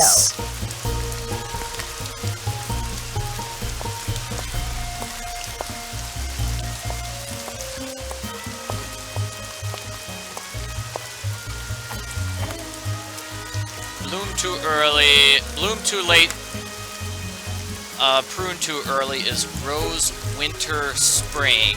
Smells right to me. You know, that's kind of a tough one to get that one right. I probably wouldn't have figured that one out on my own. So she would have given you the shirt on your back. This is another one that's kind of tough. Polly Esther Givens. Hopefully this will givens me a clue. So now we're done. Kind of. Almost done.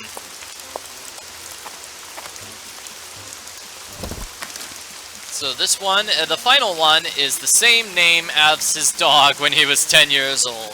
So we don't know the name of the dog when he was 10. The only person who knows that will be Bess.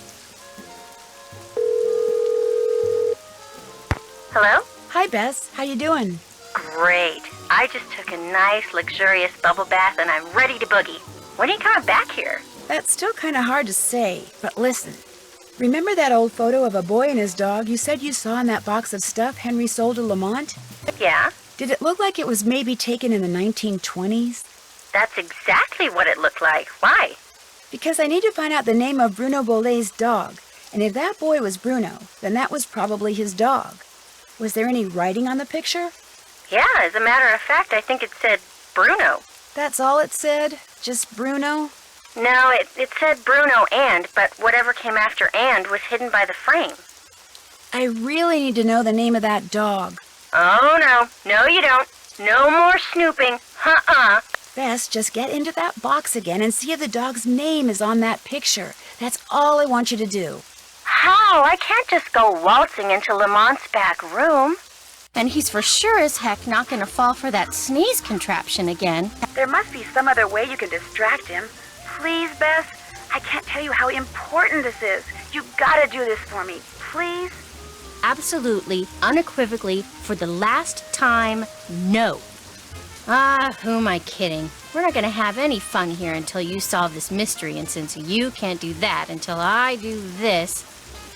Okay, I'll sneak into the back room and take another look at that photo. I mean, I will if I don't screw up. Think positive, Bess. You're gonna do fine. You bet I am. In fact, I'm not going to call you again until I have seen that picture. I'm going in. You go, girl. Nancy is just a terrible friend. Oh well, Nancy's a terrible friend. So, hey Lamont, hi, how's it going? We're going to be awful to you again. I'm sorry, but we're gonna have to give you diarrhea this time. Hey! We're gonna do that by asking about the gumbo. That gumbo stand outside? What do you think? Is it pretty authentic? Outstanding! Just watch the hot sauce. Whatever's in it gives my stomach instant fits. There's a man sitting at the gumbo stand outside named Gilbert Buford. Do you know him? We're not close personal friends or anything, but I certainly know of him. Comes from one of the wealthiest and most prominent families in New Orleans. And on top of all that, he's a doctor. Guy's gotta be rolling in dough. Must be nice, huh?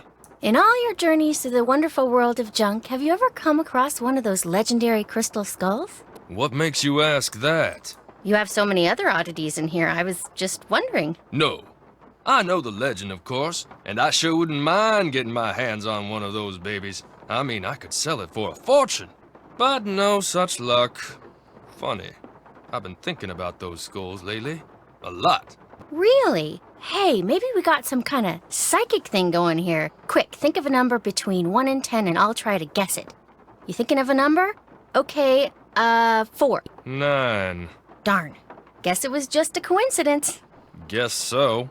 You know, I still feel guilty about that sneezing thing, so how about I go and get you a nice big bowl of gumbo? Just so happens I'm starving, so hey, you got a deal. Great. I'll be right back. So, the hot sauce gives him instant fits. We're going to give him instant fits now. Oh, I guess we could talk to Dr. Buford again if we Another wanted question? to. I hear that you're a member of the Jolly Rogers crew. Is that true? Perhaps I am. Perhaps I am not. I'm sure someone as charming and attractive as yourself has her share of secrets, too. Am I right? Be that as it may, just what is a crew? Crews are organizations whose primary purpose is to put on parades during Mardi Gras. They also put on fabulous parties. Very private parties. Members only. Some consider crews to be private clubs. Secret societies is a term others have used. However, back in the 1990s, the city decided not to issue the Jolly Rogers any more parade permits, unless they opened their crew to pretty much anyone who wanted to join. So, refusing to be blackmailed, they chose instead to simply not put on parades anymore. As far as the city is concerned, the Jolly Rogers no longer exist. Was Bruno Bullaes a Jolly Roger too? Perhaps. Perhaps not. I've bugged you enough. It's been a pleasure, I assure you. Yeah, so, Hey, what'll it be? Hey, how's it going? Let's get, we'll have some gumbo foo. Can I get a gumbo to go, please? Heat up. Let's put on extra hot sauce, extra hot sauce. Obviously, Lamont won't notice that hot sauce. It's clearly invisible hot sauce. Yeah, I just feel so bad for Lamont. It's like, what? You can't handle hot sauce? Extra hot sauce on his stuff. It's what he gets for being in my way and causing problems. Is that my gumbo? There you go. Enjoy. Uh-oh. Oh, you're gonna have to excuse me. And he runs straight to the bathroom. I'm just a terrible person. Okay, well, let's open up this. Actually, I think his nasal spray was here. Yeah, there's his nose spray.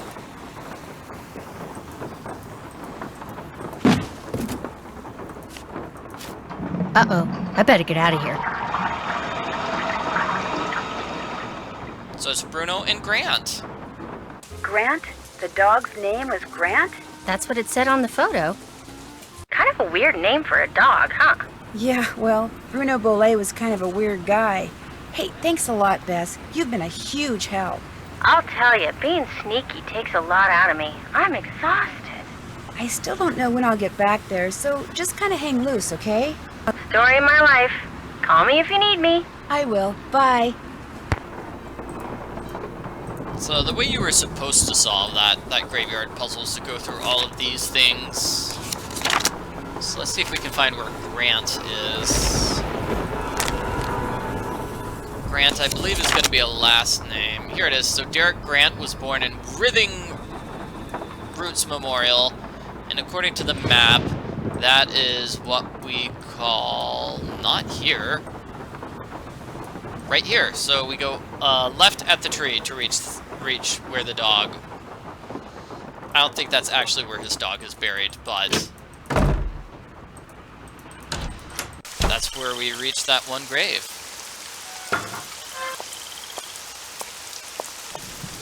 So up and left.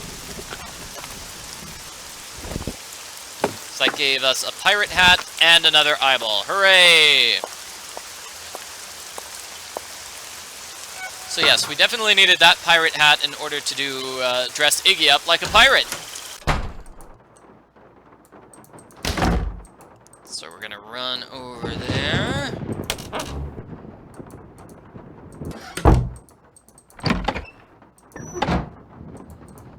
Where are we on these eyeballs? Let me check. 2 more.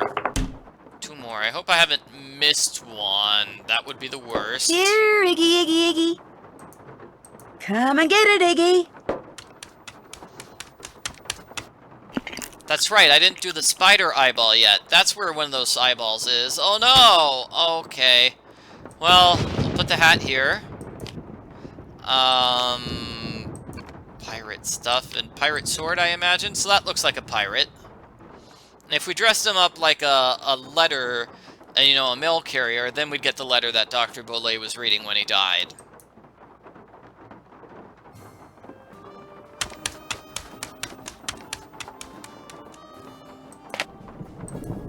The name that opens every Jolly Rogers meeting opens me. Well, I don't know what that name is. We're gonna have to send Bess to break into the Jolly Rogers. Let's get that spider one.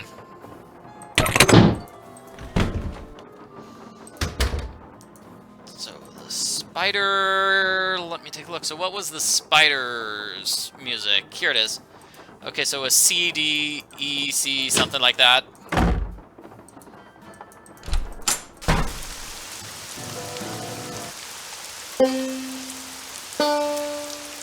Yeah, so that's CD.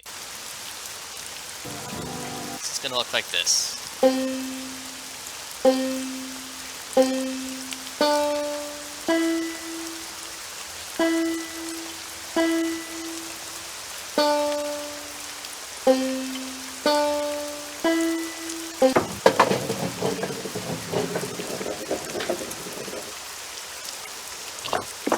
Yep.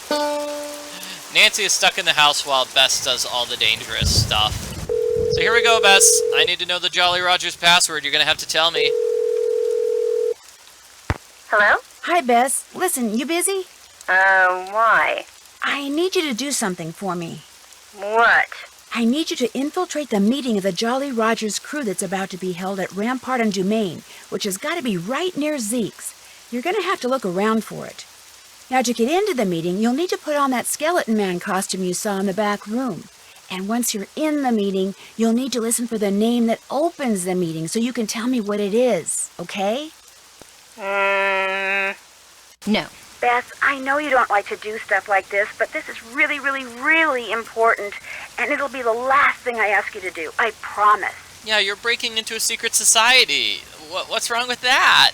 Absolutely, unequivocally, irrefutably, incontrovertibly, no.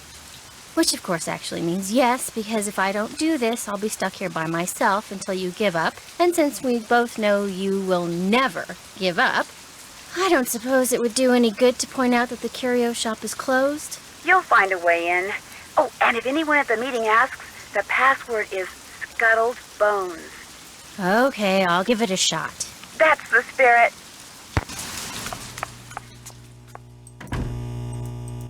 So let's see. I need my disguise before they'll let me in. Get lost. Wow. That guy is a jerk.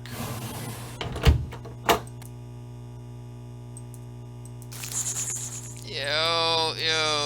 Ah! Gross. Okay, so we use Bess's powder to figure out what he does. So it's 2890 5.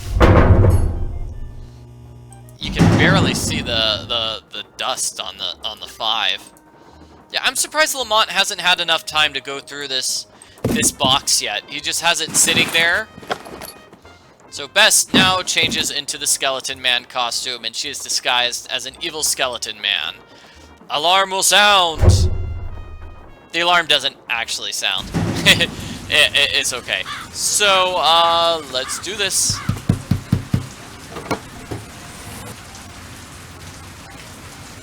What's the password? Password? Right. I let's love... see. I love Bess's trying to be a deep, manly voice. Scupper bloke. Forget it.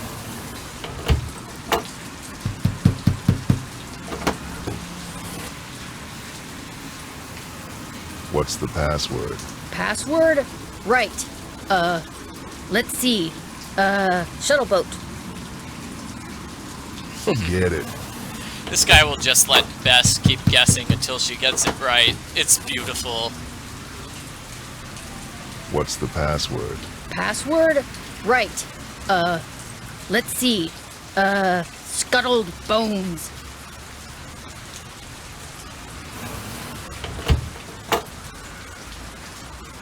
Better hurry, we're just about to start.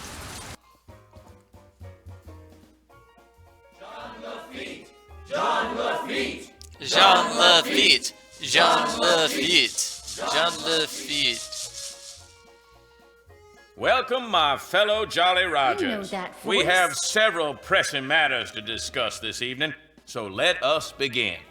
As you may or may not have heard, certain city officials are attempting to deny us the right not only to gather in public places during the Mardi Gras season, but they have also seen fit to...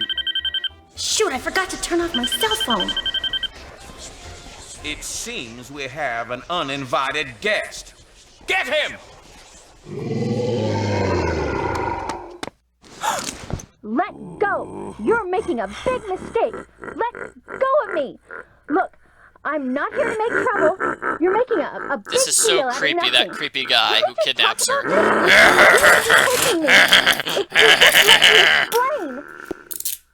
Why, it seems our trespasser is of the female variety. Let's have a look. That's right. You know me and I know you, Dr. Buford. And I also know that you were the one who attacked my friend over at the Bullaes mansion today. And if you don't tell me why right now, I promise you, you are going to be in one big world of hurt. The young lady's clearly upset about something. Clarence, take over the meeting while I try to find out why she's making all these crazy accusations. They're not crazy and you know it! I will tell you everything, Miss Marvin, in private. And he did. He told me everything, Nancy. I bluffed him into... So it is kind of crazy that the cell phone goes off and they immediately know that Bess is a spy. It's not the case that any of them have cell phones that are turned on during the meeting. Nobody has their phone go off unexpectedly ever during meetings. You know, they hear a cell phone and they decide, Bess must be spying on us. And wow, Bess was so scared throughout the entire game, and now she's great. She's a fighting fighter, and she bluffs him into confessing everything. Way to go, Bess. Confessing? You would have been so proud of me. Oh, and before I forget, the name they chanted at the start of the meeting was Jean Lafitte. Jean Lafitte. Great. Now, what did Dr. Buford tell you? Okay. First off, he said that with his dying breath, Bruno Bullaes directed him to steal the painting of Henry's parents and lock it up in Henry's parents' crypt. Bruno seemed to think that way Henry would wind up with the crystal skull instead of somebody else. So Dr. Buford dressed up in his skeleton man costume, stole the canvas, and hid it in the crypt like Bruno asked. That must have been when Renee saw Mr. Death. But then, Dr. Buford had second thoughts and decided to heck with Henry. He wanted that crystal skull for himself. So this afternoon, he dressed up in his skeleton man costume again and snuck into Henry's house so he could get the key from that mini cemetery and retrieve the painting he'd left in that crypt, knowing the painting would somehow lead him to the skull. Only I walked in on him and ruined everything. Right. And now that we're onto him, he says... Nancy's just hanging out in the attic staring at the pirate dummy. I don't know why. It's creepy. It's a weird thing she did. We were inside the garden when we called Bess, but Nancy just went upstairs to look at the pirate dummy. He no longer wants the skull. He's embarrassed that he allowed his superstitious side to get the best of him and says whoever finds the skull is welcome to it. At least that's what Dr. Buford said. Uh-oh. Uh-oh what? I told him you were looking for the skull. That's all right. Actually, I told him you were on the verge of finding it. Why would you tell him that? I don't know, I got carried away. So if he lied to me and he really does still want the skull, then he might come after you. He left right after we talked, and I don't think he went back into that meeting. What if he's on his way over there? Don't worry, I'll be fine. Why don't you just...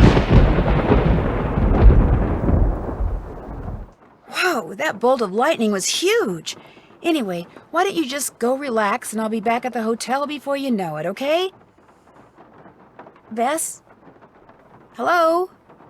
Bess, you there? Nope, she sure isn't. Well, so much for that. Anyway, now we know the name is Jean Lafitte, so we're gonna put that in here. Jean Lafitte.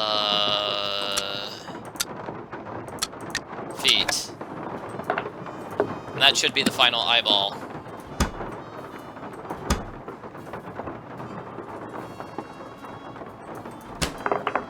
So the final puzzle in the book tells us what direction to put the eyeballs. Where is that final puzzle? So plentiful pirates and nautical nonsense. If nautical nonsense be something you wish, just jump on the deck and blob like a fish. So that would be the puzzle. So let's do this.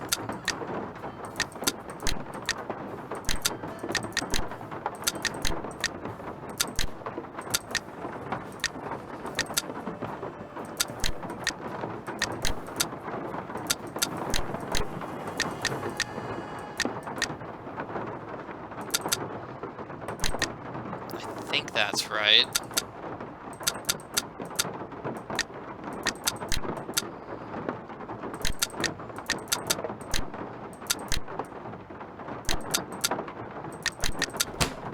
Yep, that's it. Okay. Whew. So you get all those together. And we need to put this on top of that, on top of that, on top of that, in order to get the crazy crystal skull killer thing. It's not a killer thing, actually. It's still kind of crazy. So, almost done with the game. This should be the end game challenge coming up pretty soon. We just need to get that, the one thing. Nancy still can't leave the house, though. She knows what Mr. Skeleton Man is up to, but she still can't leave the house. Might as well see if there's anything to finally talk to Henry about. Yes? Yeah! Do you know anything about the crystal skull that was in that box of junk you sold to Zeke's? There wasn't any crystal skull in that box. Are you sure? It would have been inside another box. Well, I did throw in some smaller boxes. Like I said, I was just grabbing stuff. Was it valuable? All I really know for sure right now is that it's missing. Great. Be just my luck to have sold something that wasn't junk to that glorified trash collector. Did you know that Bruno was a member of a group called the Jolly Rogers? No. Should I care? Yeah? Maybe not, but I care. They apparently ran around wearing Skeleton Man costumes. Don't know anything about it, sorry.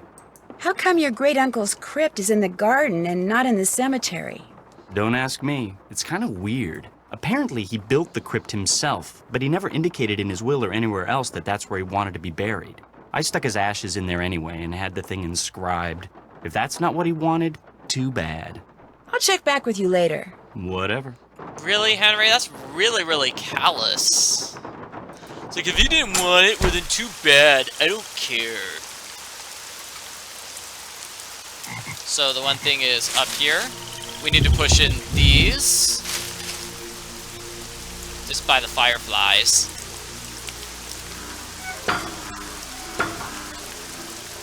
And we're gonna climb up them to get this. So I think it said we put all of them together. Well, we put all of them together on the actual grave. So we need to go to that tomb, but first let's talk to Renee. Hello again. Might as well. Were you in the house when Dr. Bullaes passed away? I was indeed. I was in the library cleaning when all of a sudden I heard a big thump. I hurried out to investigate, and sure enough, there was Dr. Bullaes lying by the front door. and as I rushed over to him, the door opened and in walked Gilbert Buford. He took one look at Dr. Bullaes and hollered at me to call 911, so I ran back into the library and did just that. When I came back out, Gilbert was leaning over Dr. Bullaes, listening for breathing, I suppose, and then he started pushing up and down on his chest, but it was too late. Even I could tell that Dr. Bullaes was gone. Gilbert recalls seeing a letter in Dr. Bullaes' hand, as if he had keeled over while reading his mail. I suppose it's possible. The mail does come about then. But I helped remove the body, and I surely don't recall seeing any letter. In the back of my mind, I have always wondered about Gilbert Buford showing up at the door at that exact moment. Very suspicious. If you don't mind my asking, what's in that little pouch you wear around your neck? Things.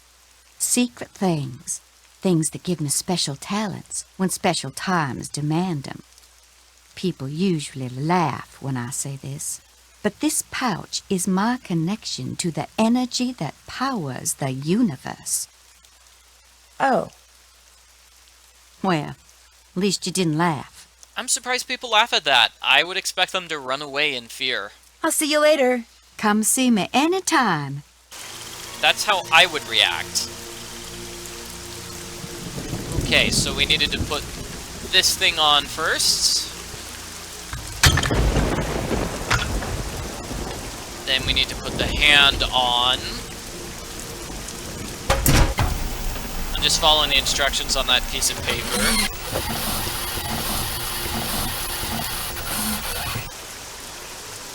And then finally we put the eye in.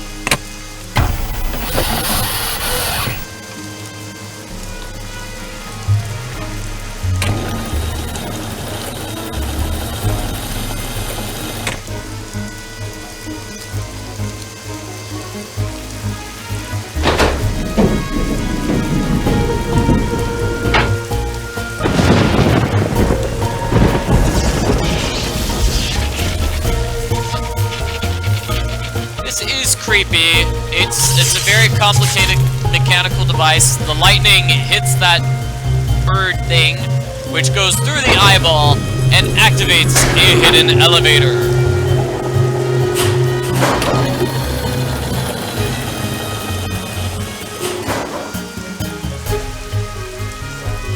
And there we go. We found it. We found the crystal skull. Looking pretty nice. So the crystal skull. Yay, we found it. And now we're trapped. Uh-oh, we need to escape. Nancy? That you in there? Goodness sakes, gal, what on earth have you gone and done? The lid's closing and I don't know how to stop it. Here, I'll pull you up. Toss what you're holding up here, then give me your hands. Come on, you best hurry. Here it comes. Oh, no. No. Renee, a little help, please? The crystal skull. After all that scheming, how do I finally get it? Why, this nice little Yankee gal just hands it to me. Renee, help me! Hurry, please! Thank you, Nancy. Bye now. No! You've got to help me! Renee! Renee! Why did Nancy just throw the crystal skull at Renee? That was such a terrible idea. You have an inventory full of tons of items. Throw one of those instead. Oh. Yeah, I don't know why Dr. Bullaes built his grave like that. So it's definitely it's whenever somebody touches the crystal skull, all of a sudden they get trapped inside the grave unless they solve this puzzle. So too bad Nancy doesn't have a flashlight, otherwise she'd be able to escape much more easily. Where is the light coming in from? There must be a little tiny hole somewhere.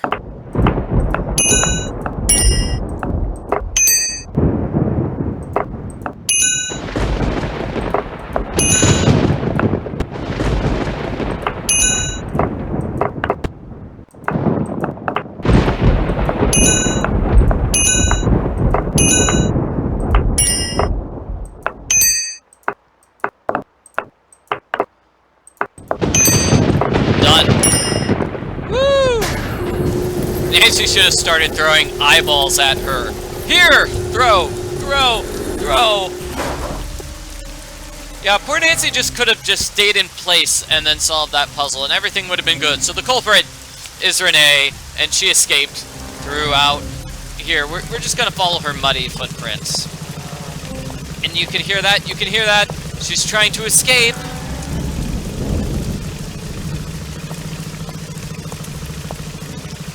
Renee, hold it right there. That skull isn't yours. To say nothing of the fact that you just tried to bury me alive. The skull is mine. It wants to be mine. Yes, I did my share of scheming to get it. I got Dr. Bullaes to go to the authenticators, then switched the letter they wrote saying it was real with one I wrote saying it was fake, in hopes that Dr. Bullaes would just hand it over to me. Yes, my plan failed, and yet, here we are. I have the skull. Why? Because it knows that I will fulfill its destiny. Bruno Bullaes wanted Henry to have it. That's why he had Gilbert Buford steal that painting and hide it in Henry's parents' crypt. Because he hoped that way Henry would eventually find it. Henry's a fool. If he ever got his hands on this, he would just turn around and give it to that trashy girlfriend of his. Dr. Bullaes, he just wanted it because he was terrified of dying. Gilbert Buford, too. And that Lamont fella... It's kind of crazy that, she's 100% right, though. You know, Henry would probably sell it for his trashy girlfriend. Summer is just a trashy, terrible girlfriend. But I find it strange that she just brings up Lamont for no particular reason. It's like, hey, I know your friend Bess has been hanging around with this guy. Let me talk about him. I don't like him either because I'm the culprit. So now we're gonna kick the log that's going to make the alligator attack her and end the game. He just wants to sell it to the highest bidder. For me, my motives are pure. I am going to protect it so it can rendezvous with all those other skulls. I'm going to be right there when they start conversing and all the mysteries of the universe are forever solved. Ah! And there we go. The alligator eats the skull. That makes you live forever. No, no, no, come back! Now the alligator will live forever. It's wonderful. Renee burst into tears and sobbed as Bernie swam away with a crystal skull. It made me feel sorry for her for about 2 seconds. After all, while she may not have meant to cause Bruno's death, she certainly meant to cause mine when she left me sealed up in that crypt. It felt good to turn her over to the police. Later that night, Dr. Buford came over and apologized for knocking me out with that smoke bomb, and for allowing himself to think, even for a moment, that Bruno's crystal skull was anything more than a pretty piece of quartz. To make up for his shameful behavior, he insisted on taking Bess and me on a grand tour of New Orleans. Seeing the city through the eyes of someone who loves it as much as Dr. Buford was truly special. He invited Henry too, but Henry declined. He was still trying to process the fact that his great-uncle wanted him to have the skull. Henry always thought that to Bruno he was nothing more than an annoying family obligation, someone Bruno couldn't care less about. Yet Bruno's request of Dr. Buford, made with his dying breath, proved that he did care about Henry. Apparently, and unfortunately for Henry, Bruno was the type of man who just couldn't bring himself to say such things out loud. As for Lamont, when he heard what happened, he closed his shop, bought enough marshmallows to fill a swamp boat, and has been scouring the bayous ever since, kicking every log he comes to in hopes of finding Bernie and the crystal skull inside him. But Bernie has yet to turn up. Maybe the skull didn't agree with him. Maybe swallowing it caused him to stop associating the sound of a kicked log with yummy sweet things. In any case, the Whisperer has disappeared, lost to the world once again, which is totally fine by me. Dun dun. Aw, it's very sad that the crystal skull is gone forever. Nancy doesn't seem to care though. Okay, marshmallows. And we get awards. So, yeah, we didn't do the letter. We did not go and do that wasp puzzle again in order to get another loquate for that letter. We did not eat a lot of gumballs. We did not talk to people very much. We did not spend a lot of time with that creepy dummy, which is good. I think that's a good idea. And that's it. Let's see the credits. The preview. Talk about a detective's dream come true. The Italian police called me personally and requested that I travel to Italy and help them stake out a suspected thief in Venice. Unfortunately, what started out as a simple assignment in a city filled with canals, gondolas, and romance quickly morphed into a full-fledged undercover operation, and I soon found myself trapped in a maze of lies, disguises, and danger. Help me find my way out by joining me in my next adventure, Phantom of Venice. It does make you wonder if Nancy secretly took the crystal skull with her, and that's why she lives forever. That's why she's always 18 years old. No matter how many years pass by, she's always the same age in every single game. Oh, that's it. That's it for Nancy Drew, Legend of the Crystal Skull. I like the game. I think it's a cool game. I liked it. It's basically just a giant scavenger hunt, and it's mixed with doing adventures as best. I really like the best sections of the game. I kind of wish Lamont had been more important to the story. As it is, he's just the guy that best, you know, makes him sneeze, and she makes him run to the bathroom because he wouldn't let her sneak around in his back area. So I feel bad for Lamont. That's basically the entire role he plays in this game. Renee was very creepy. Yes, yes. Henry was an interesting character. Everybody seems to like Henry. Oh, I wish there was a follow-up with Henry. We find out what happened with his trashy girlfriend, Summer. I want to know if Henry ever got a different girlfriend.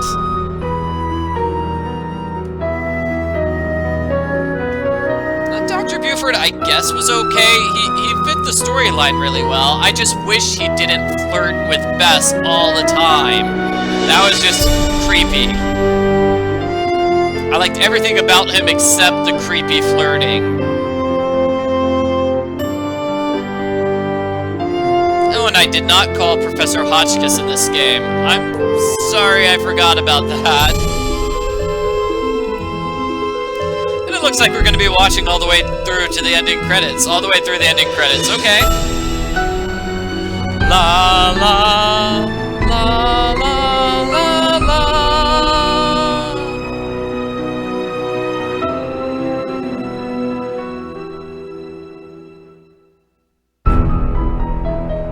la. Someone says Dr. Buford wasn't flirting. He's just being nice. That's what Ned says about Deirdre Shannon, unless I'm mistaken. That's still several games away, though.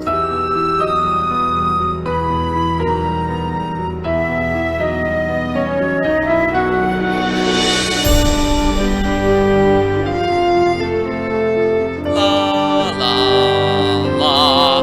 So this game came out 2007, so 12 years ago. Wow. Right, I played the game. I first played the game when it was relatively new. Yeah, okay. Anyway, that's it for it.